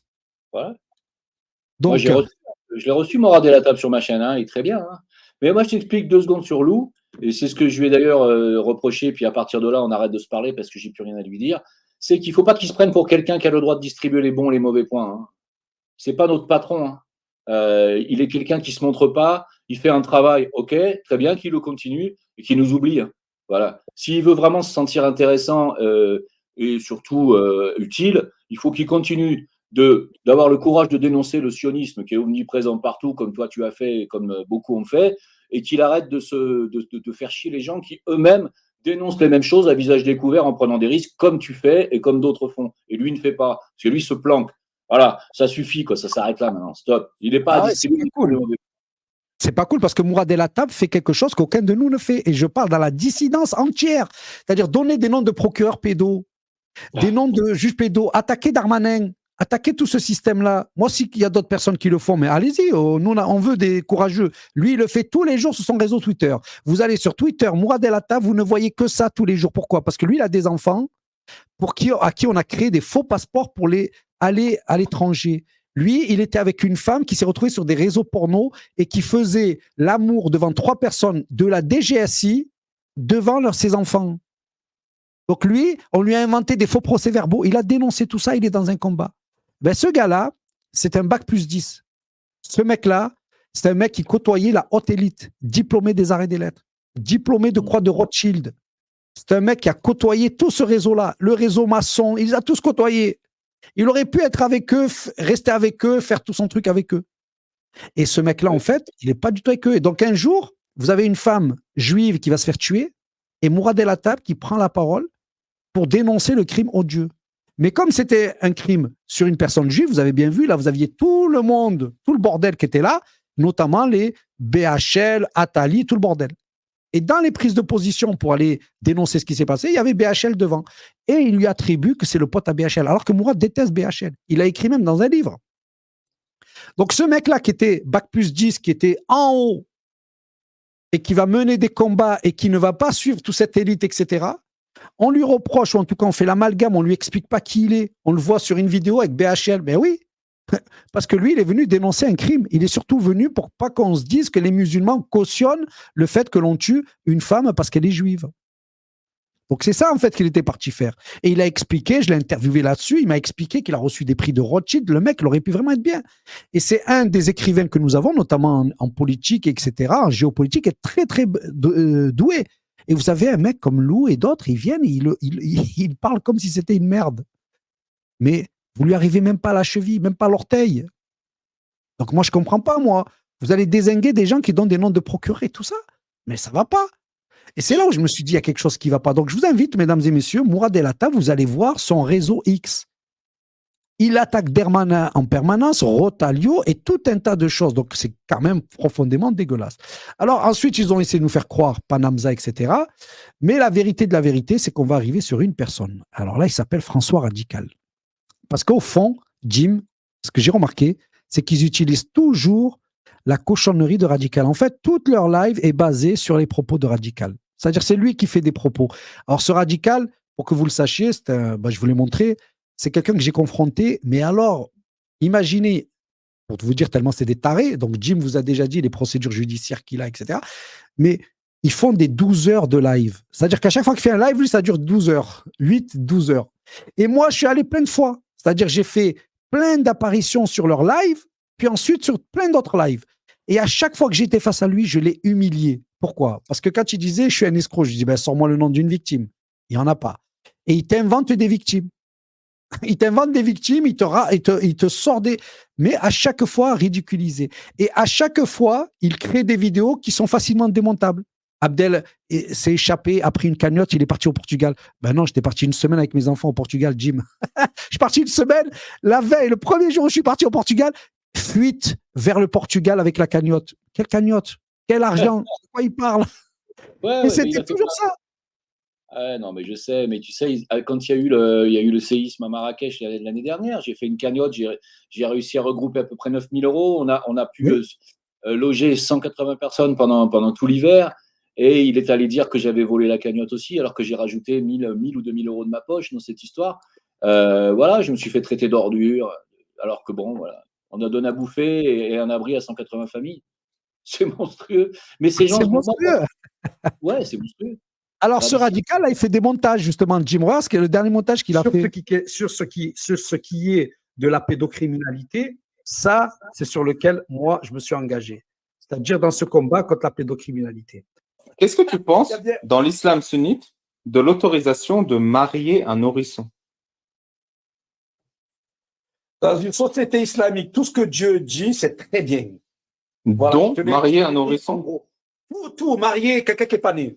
Si Dieu, il a dit marie quelqu'un qui n'est pas né, je te dis c'est bien. Alors évidemment, les gens doivent savoir que ça n'existe pas. Dieu n'a jamais dit qu'on mariait des enfants.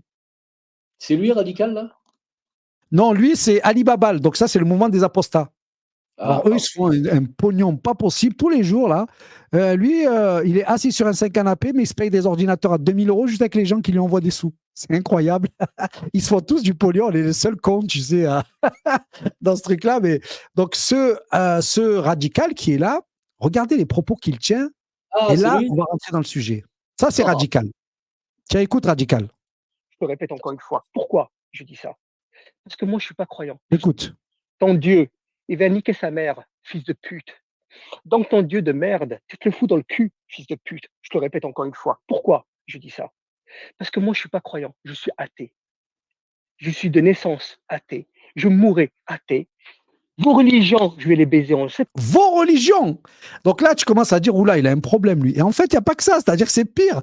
Regarde ce qu'il va dire chez le RN. Donc là, il est chez le RN. Donc le RN, qu'est-ce qu'il fout là-bas? Et regarde ce qu'il dit sur les musulmans. Reprise, tu es un koufar gaoui. Voilà, donc ta parole ne vaut rien face à un musulman. Et à titre personnel, depuis que je dénonce les escroqueries de leurs poteaux depuis quelques semaines, ici sur TikTok, j'ai remarqué une chose. Je peux vous garantir, c'est un peu effrayant, mais ce n'est que mon avis et j'essaie d'être sincèrement Écoutez ce qu'il va dire sur les musulmans. Depuis que je les entendais parler, leur sens de justice, qui est une injustice totale, j'en ai rencontré des personnes de confession musulmane, d'origine maghrébine, qui étaient très très bien, mais elles restent malheureusement marginales, très minoritaires. La majorité sont injustes. Ils sont d'une saleté incroyable. Je vous assure que ces personnes-là, dès qu'elles seront majoritaires dans le pays, ils vont nous exterminer. Ah le radical. Et je vous en passe des vertes et des pas mûres. Il est parti menacer des gens en disant je vais t'arracher un ongle, un doigt et tout. Donc lui, c'est le principal fournisseur de tous ces saloperies que vous voyez tourner sur nous. C'est-à-dire que le mec, toute la journée, il fait ça. Il attaque Jim, il attaque moi. Enfin, tu connais quelqu'un qui n'est pas été attaqué par radical? Un jour, je vais poser la question, est-ce qu'il y a quelqu'un dans la dissidence qui, à tes yeux, est valable? Il m'a dit non. Il m'a dit non. Et c'est un trisomique, et ça se voit à sa tronche. Pourquoi on parle de lui? C'est un triso. Mais c'est lui qui les alimente. C'est un triso sioniste, lui. Il est sioniste, il ne travaille pas pour la LDJ. C'est lui qui les alimente. C'est-à-dire ce mec-là qui travaille pour la DGSI, parce que moi, il me l'a dit, et puis il a écrit, c'est-à-dire il prend des vidéos de nous tous et il les envoie à la direction départementale du service intérieur. En gros, quand toi, tu cachais des caves des juifs dans la cave, lui, c'est celui qui, allô, il est dans sa cave. C'est la poucave. Mais ce mec-là, qui est insignifiant, on est d'accord, mais il n'empêche que les gens, il fait des montages et des remontages et des bidulages. Alors, à chaque fois, quand il est face à moi, il est incapable d'être cohérent et finalement de réussir à démontrer ce qu'il dit. Moi, j'ai même, à chaque fois, je lui ai démontré l'inverse. Abdel est parti au cagnotte, il a fui. Non, je ne suis pas parti, je suis parti en vacances. Abdel fait des surfacturations. Ben, tiens, voici la ticket de caisse de Amazon. Et à chaque fois, je rattrape ses mensonges, mais ça ne sert à rien, c'est-à-dire il rattrape une autre. Et maintenant, je suis devenu un pédo. Pourquoi? Parce que lui, il est en guerre contre les musulmans, contre les chrétiens, mais c'est surtout aux musulmans. Et il ne le disait pas au départ. Et là, maintenant, vous avez vu, quand il était chez le RN, là, donc Elsa, c'est une femme du RN, et là, il dit carrément haut et fort, ils vont vous exterminer. Et je vous ai mis que ça, parce que la suite, il développe tout ça, et ça fait flipper dans le dos. Donc, ce mec-là, qui dit qu'il a déjà torturé des animaux, et qu'il a kiffé ça, ce mec-là qui menace des personnes en situation de handicap, etc., de trucs très graves, c'est lui qui est devenu la référence. Donc, moi, j'y comprends plus rien. Attends, non, Abdel, non. Là, non. Il y a des gens qui, sur le chat et toi-même, tu dis mais la dissidence, arrêtez de vous tirer dans les pattes. Mais c'est pas la dissidence, enfin, Abdel. C'est pas la dissidence radicale. Ah non, pas du tout. Pas lui. Ah non, pas du tout. La dissidence. Enfin, voyons les gens, réveillez-vous. Enfin, la dissidence, d'abord, primo, je sais pas ce que ça veut dire. Parce que moi, je ne considère pas en faire partie. Je n'ai jamais fait partie d'aucun mouvement. Mais la dissidence, c'est pas ça, les gars. La dissidence, c'est des mecs comme Soral, des mecs comme Dieudo, des mecs qui prennent des risques à dénoncer le sionisme et qui a pris le contrôle de l'Occident. Enfin, les mecs, vous voyez pas ce que c'est le sionisme? Vous avez pas vu qu'ils sont en train de tuer des enfants, là, depuis 1 an? Par milliers? Voilà, c'est ça le sionisme. C'est les gens qui ont du courage, c'est la dissidence, c'est ceux qui dénoncent ça et qui dénoncent leurs sbires, leurs serviteurs. Les serviteurs du sionisme, c'est les Macron, les Van der Leyen, les Zelensky, les Stermer, c'est tout. Et c'est ça, avoir du courage, c'est dénoncer ça. Hein. C'est pas des François radicales qui vont vous dénoncer ça. Voilà. Après, le reste, être dissident, je sais pas ce que ça veut dire, moi. Hein. Moi, Ah pour oui, moi, mais j'essaie de trouver un terme pour que l'on comprenne un peu tous, mais non, il ne fait pas du tout partie de la dissidence. C'est même quelqu'un qui est contre nous. Lui, il dit qu'on dit n'importe quoi sur la vaccination, on dit n'importe quoi sur tout. Mais ce gars-là, il n'empêche que quand vous allez sur sa page, vous avez des milliers et des milliers de vidéos sur nous. Et il faut dire que comme il fait des coupages, des montages et des choses comme ça, ben ça marche. Il y a beaucoup de gens qui lui donnent du crédit. Il y a beaucoup de gens qui essayent d'utiliser ses propos. Il suffit juste d'aller sur François Radical 3 pour vous en rendre compte, c'est-à-dire que c'est le mec qui s'attaque à tout le monde et surtout qui s'attaque aux musulmans, beaucoup. Donc nous avons ce genre de gars-là qui fait des vidéos et qui sont repris par Lou Divergent.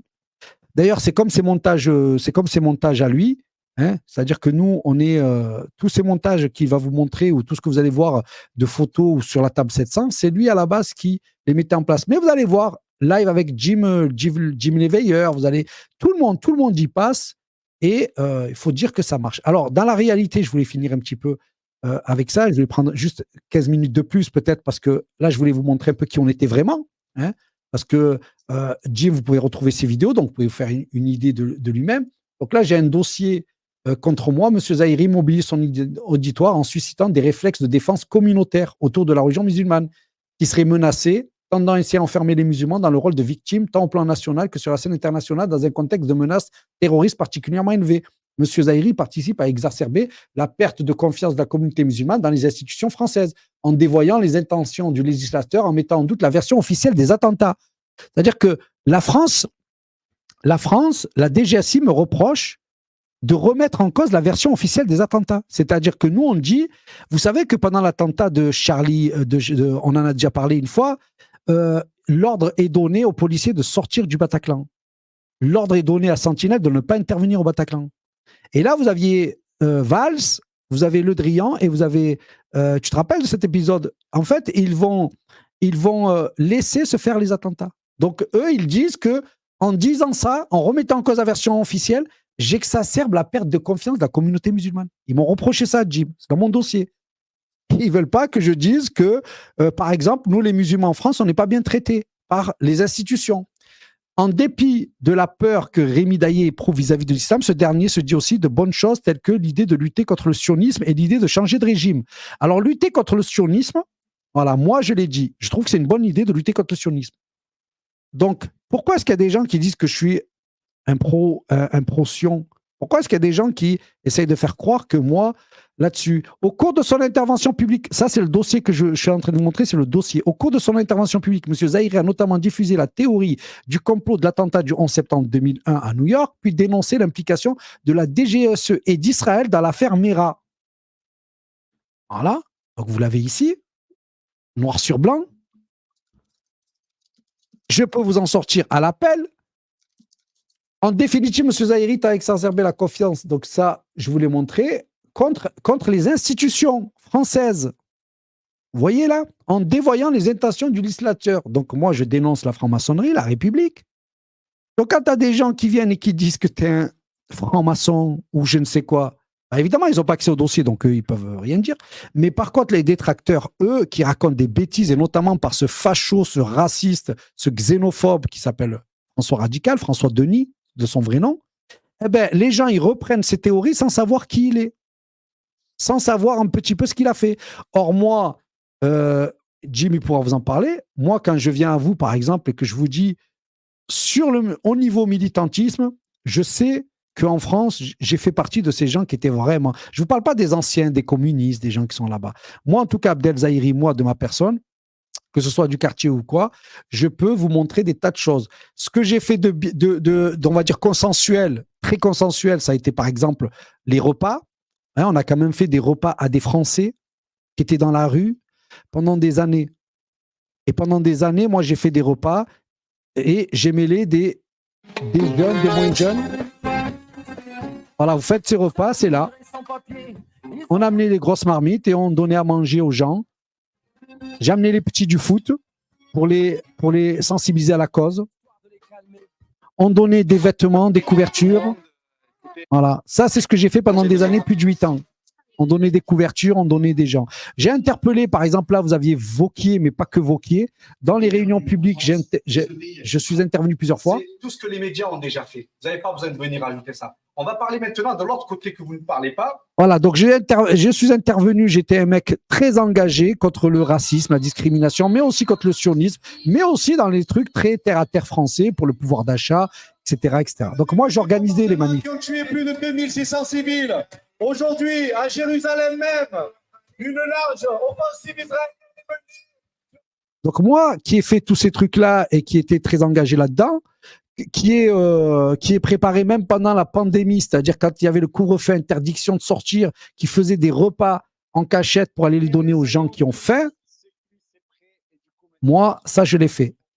Donc j'ai pris mes engagements, j'ai fait ce que j'avais à faire pour alerter de cette fracture qui était en train d'arriver entre les Français et les Français de confession musulmane, pour dire attention à ne pas succomber. Les jeunes de quartier, ce sont pas des musulmans ou je ne sais quoi. La délinquance que vous pouvez trouver, que vous pouvez en avoir marre, ça, c'est pas les musulmans, ça. Beaucoup de musulmans, ils travaillent, ils font leur vie tranquille. Il ne faut pas comparer les deux. Et on a été face à leur système. On a été dans la solidarité. Donc moi, j'ai été très engagé dans toutes les causes et depuis très longtemps qui concernent le peuple de France, que ce soit le gilet jaune et ailleurs. Et dans le mouvement des gilets jaunes, moi, je suis rentré en prison. Contrairement à certains bouffons qui veulent faire les résistants, moi, j'ai été en prison. Donc là, d'ailleurs, là, c'est quand je suis sorti de prison. Voilà, je suis sorti de prison, je suis sorti avec le sourire. J'étais un militant. Bon, j'avais grossi, mais j'étais là. Pourquoi? Parce que j'étais contre Macron. Et quand ils m'ont fait des tentatives pour essayer de m'impliquer, moi, les gilets jaunes, ils y étaient dehors.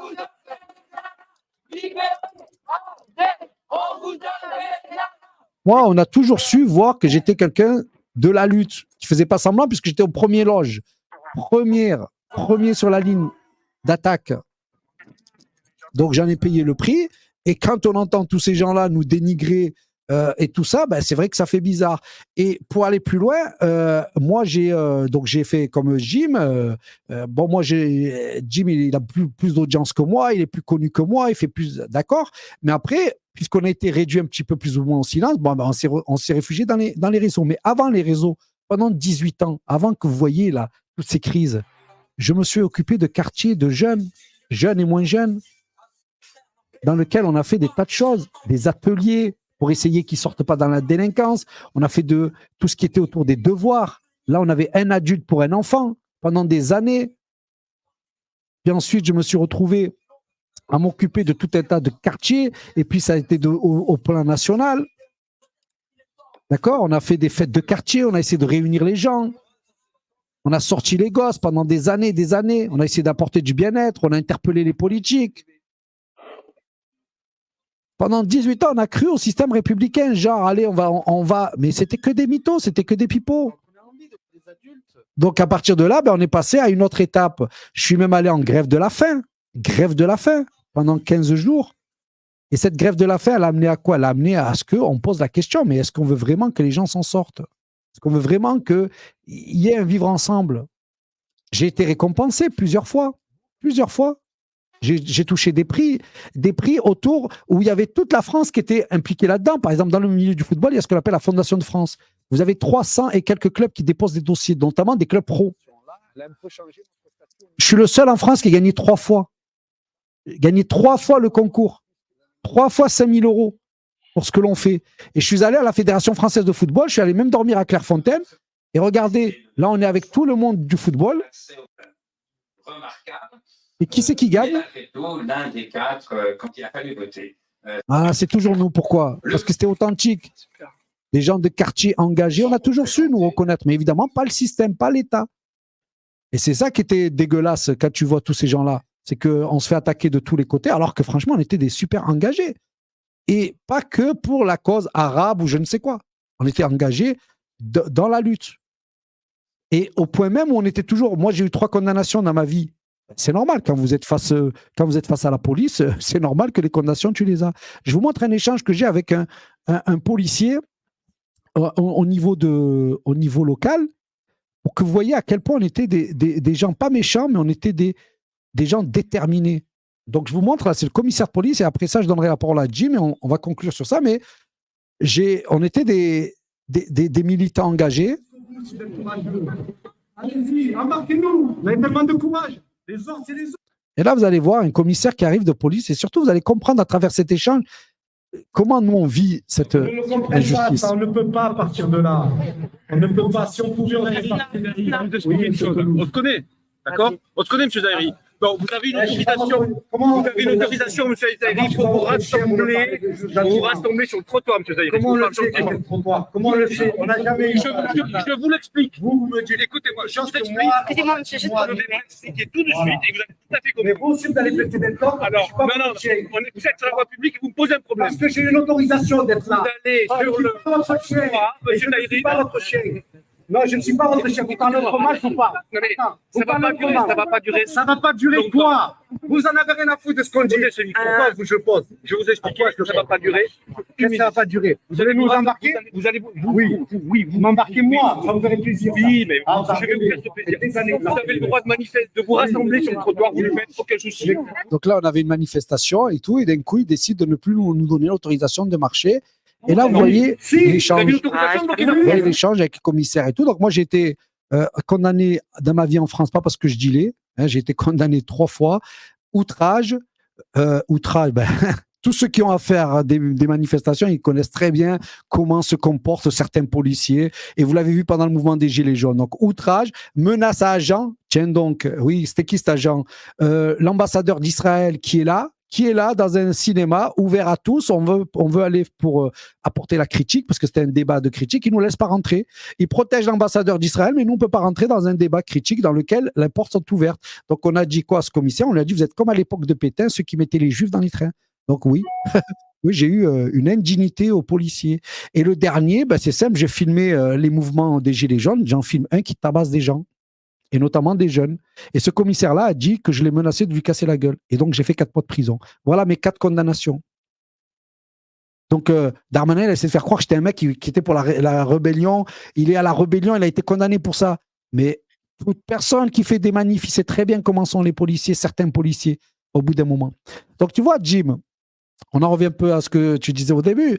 C'est-à-dire qu'il ne faut pas trop leur accorder du temps, c'est vrai, parce qu'au fond, c'est dérisoire. Mais ce qui est triste, c'est que tu as beaucoup trop de gens qui, malgré tout, relayent leurs conneries dans nos lives, dans nos commentaires. Et au bout d'un moment, on est obligé de se taire et de les laisser continuer à raconter de la merde, parce que sinon, on passerait notre vie à faire ça. Oui. Moi, je trouve que ton expulsion, quand même, tu l'as quand même bien mérité. Hein. Tu as quand même bien. Non, je plaisante. Non, je veux dire. Ouais, non, mais c'est ce que je te disais tout à l'heure. T'es un mec, tu as été là, tu as été à la lutte, à une période où on pouvait encore parler un peu à la police. Aujourd'hui, je pense que ça serait direct l'avion et tu n'aurais même pas eu le temps de. Voilà. Parce que là, ça se durcit, la dictature. Hein, les gens ne le voient pas. Hein, mais ça se durcit. Et malheureusement, ils se sont acharnés après toi parce que tu as dénoncé le sionisme. Hein. Si tu avais simplement été un gilet, ils t'auraient juste crevé un œil et puis c'était terminé. Voilà, mais non. Toi, ils t'ont pas crevé les yeux, ils ont préféré t'expulser directement parce que tu t'en es pris à la commandante tour. C'est ça, ce que les gens pensent. Hein. De toute façon, là, je vois depuis tout à l'heure sur le chat, il y a des gens qui disent il n'y a qu'à porter plainte pour diffamation si Lou a dit des diffamations. Mais les mecs, vous ne comprenez pas qu'il n'y a pas de loi pour des gens comme Abdel? Abdel, il n'y a pas de loi pour lui, il n'y en a déjà pas pour moi. J'ai déposé plainte contre un mec qui a 3 ans et demi pour diffamation, il ne s'est jamais rien passé. Vous croyez que Abdel, qui a été expulsé en tant qu'OQTF, qui n'habite plus en France, vous croyez qu'il peut déposer plainte en France pour diffamation? Mais vous êtes sérieux, les mecs? Mais vous ne comprenez pas qu'il n'y a pas de loi pour nous? Vous ne pigez pas? Vous ne voyez pas que Richard Boutry, parce qu'on peut aussi parler de Ricardo, lui, c'est pareil, il a plus de banque, il n'a plus rien, il vit dans un fourgon. Enfin, maintenant, il est il est dans une situation difficile financière, il n'a plus droit à rien. Il n'a plus le droit à travailler à la télé. Et vous êtes là à critiquer ces gens qui prennent des risques, mais vous avez rien d'autre à foutre. Je veux dire, à part me traiter d'escroc, moi, d'usine coin, vous avez rien d'autre à faire. Vous devriez peut-être suivre un petit peu mon actualité, parce que ça fait 4 capsules que je fais pour dénoncer monsieur Karim Ben Machin, le créateur du Zincoin, qui est parti avec l'argent de l'ICO. Et je suis en train de le dénoncer maintenant. Comment est-ce que vous pouvez continuer à me traiter de voleur du Zincoin? Comment vous pouvez être con à ce degré-là? Moi, ce que je ne comprends pas, c'est comment on peut être con à ce point-là, de faire de la calomnie permanente et de s'en prendre à des gens comme Abdel. Moi, je ne comprends pas. Alors, allez-vous tous vous faire foutre. Voilà, Abdel, je te remercie beaucoup. Je vais aller faire mon live et je vais aller me calmer. Merci à toi. Ben, écoute, moi, je voulais vraiment te remercier parce que dans ces moments-là, ben, on voit Jim, on n'était pas forcément des potes et des amis, on ne se connaissait pas, on est rentré là, mais on a compris d'un coup que là, on est dans un rôle d'essayer de faire là où on est et comme on peut, parce qu'on ne peut plus faire ce que l'on faisait à une certaine époque. Moi, j'ai été viré, donc je ne peux plus, et puis il y en a d'autres qui ne peuvent pas non plus. Donc, on essaie de faire ce que l'on peut, et puis ben, le truc, c'est jugez-nous sur les pièces. Voilà. La vaccination, on avait raison ou pas de vous dire de ne pas vous vacciner? Oui. On a raison ou pas de vous dire que la vaccination tue et qu'elle fait des dégâts? Oui.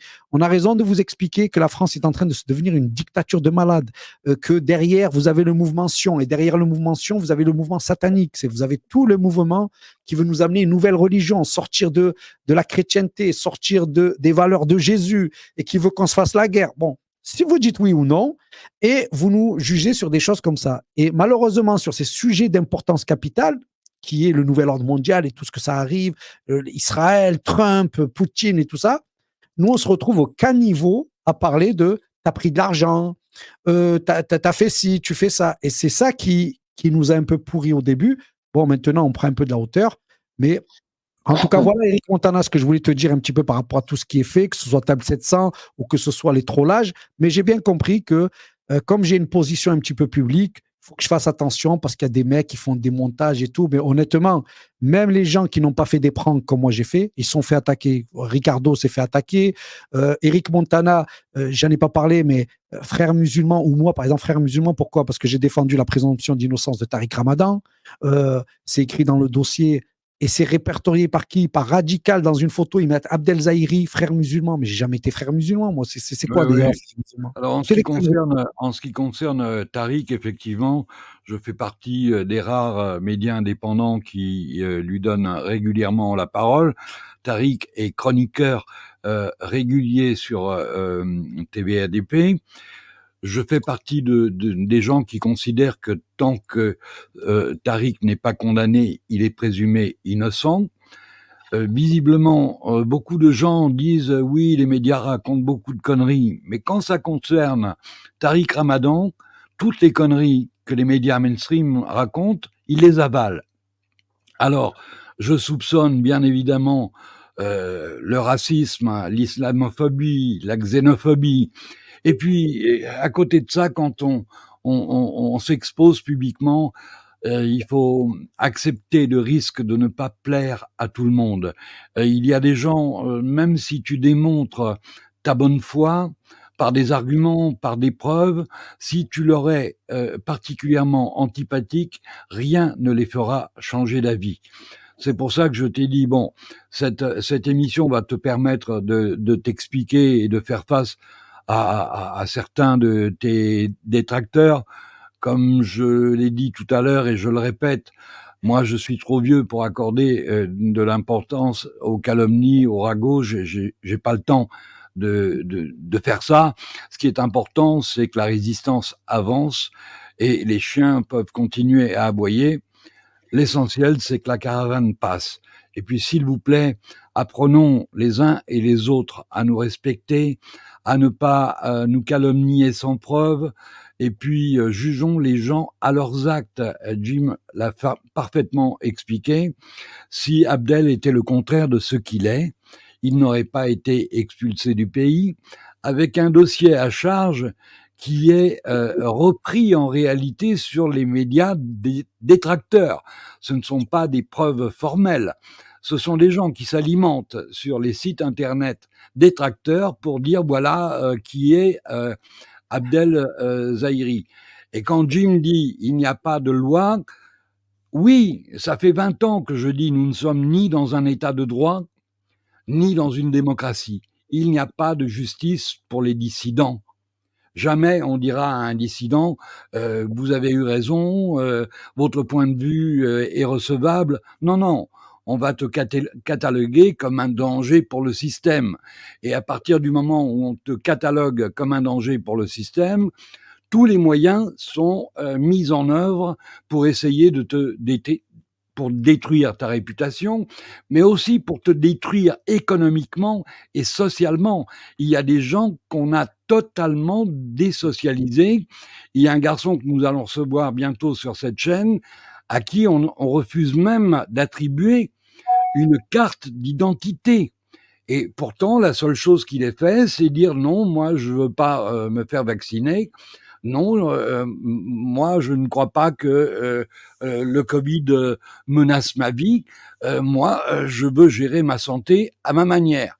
Eh bien, ce type-là est considéré comme un danger pour le système. On en est là aujourd'hui. Si les gens ne prennent pas conscience que nous ne sommes pas dans une démocratie ni dans un état de droit, ils continueront à dire des banalités comme moi, vous savez, j'ai une flopée d'avocats qui se proposent de prendre notre défense et d'entamer des procédures contre les uns et les autres. Vous croyez que j'ai du temps à perdre? Vous croyez? Et pourtant, je pourrais le faire facilement parce que ce sont des amis, des avocats qui se proposent de défendre notre cause bénévolement, gratuitement. Et pourtant, je dis non, on va pas accorder de l'importance à la calomnie, ce serait lui donner du crédit.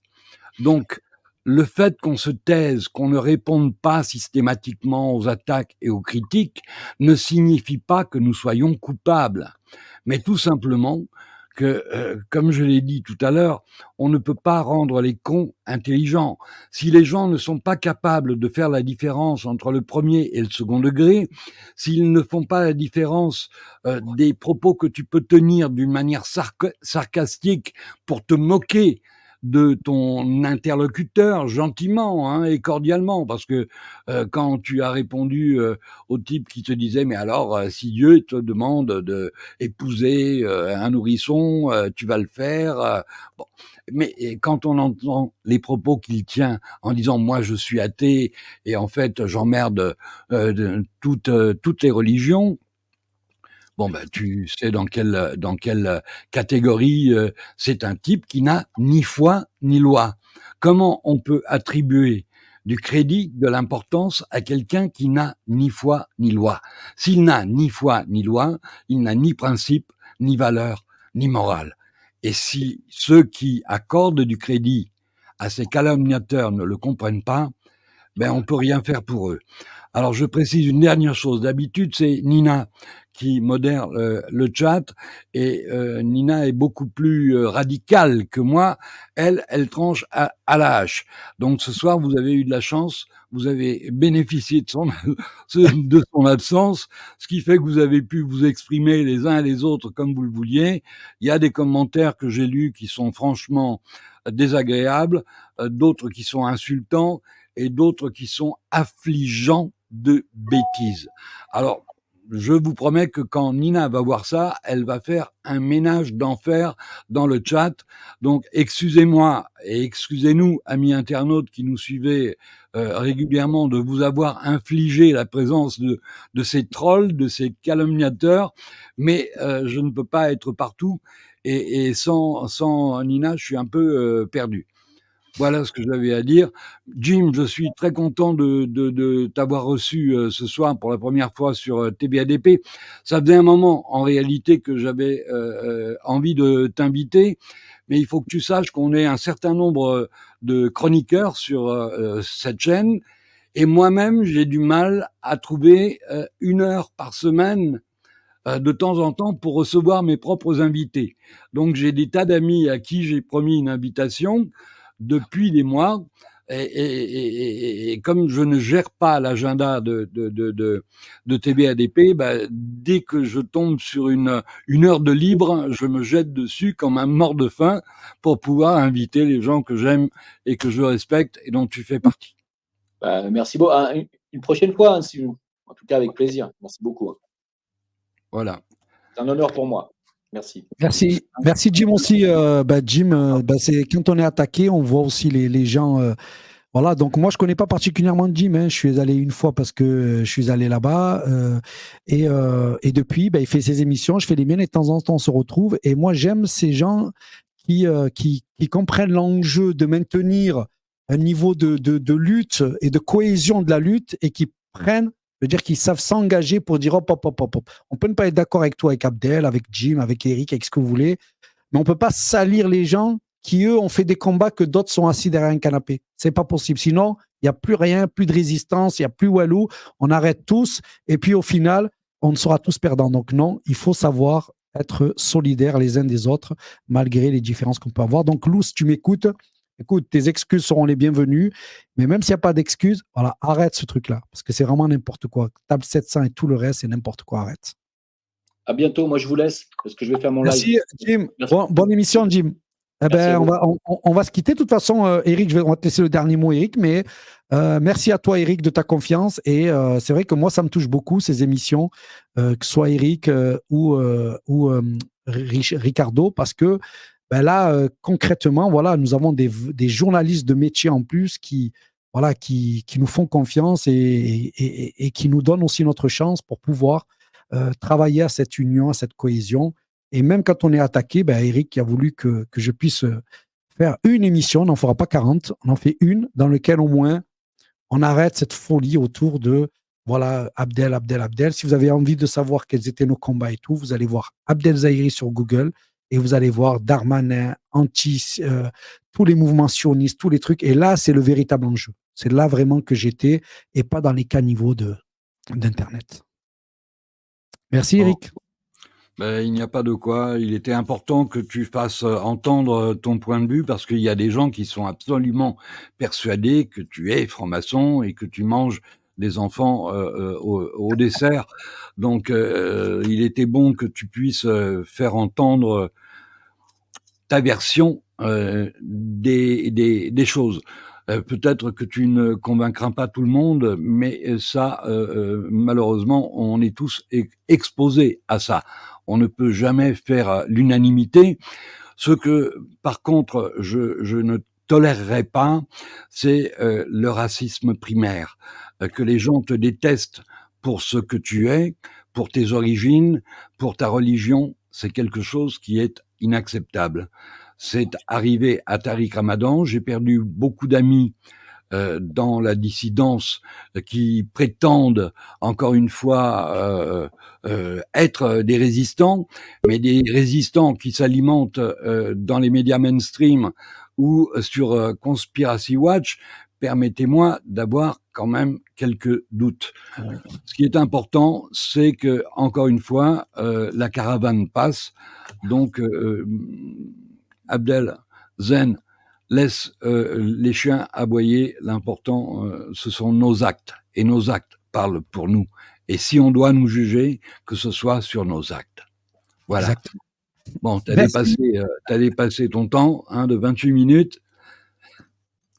Oui, j'ai vu ça. Mais en tout cas, merci à tous. Merci Eric. Rendez-vous donc dimanche prochain. Oui. Ciao tout le monde.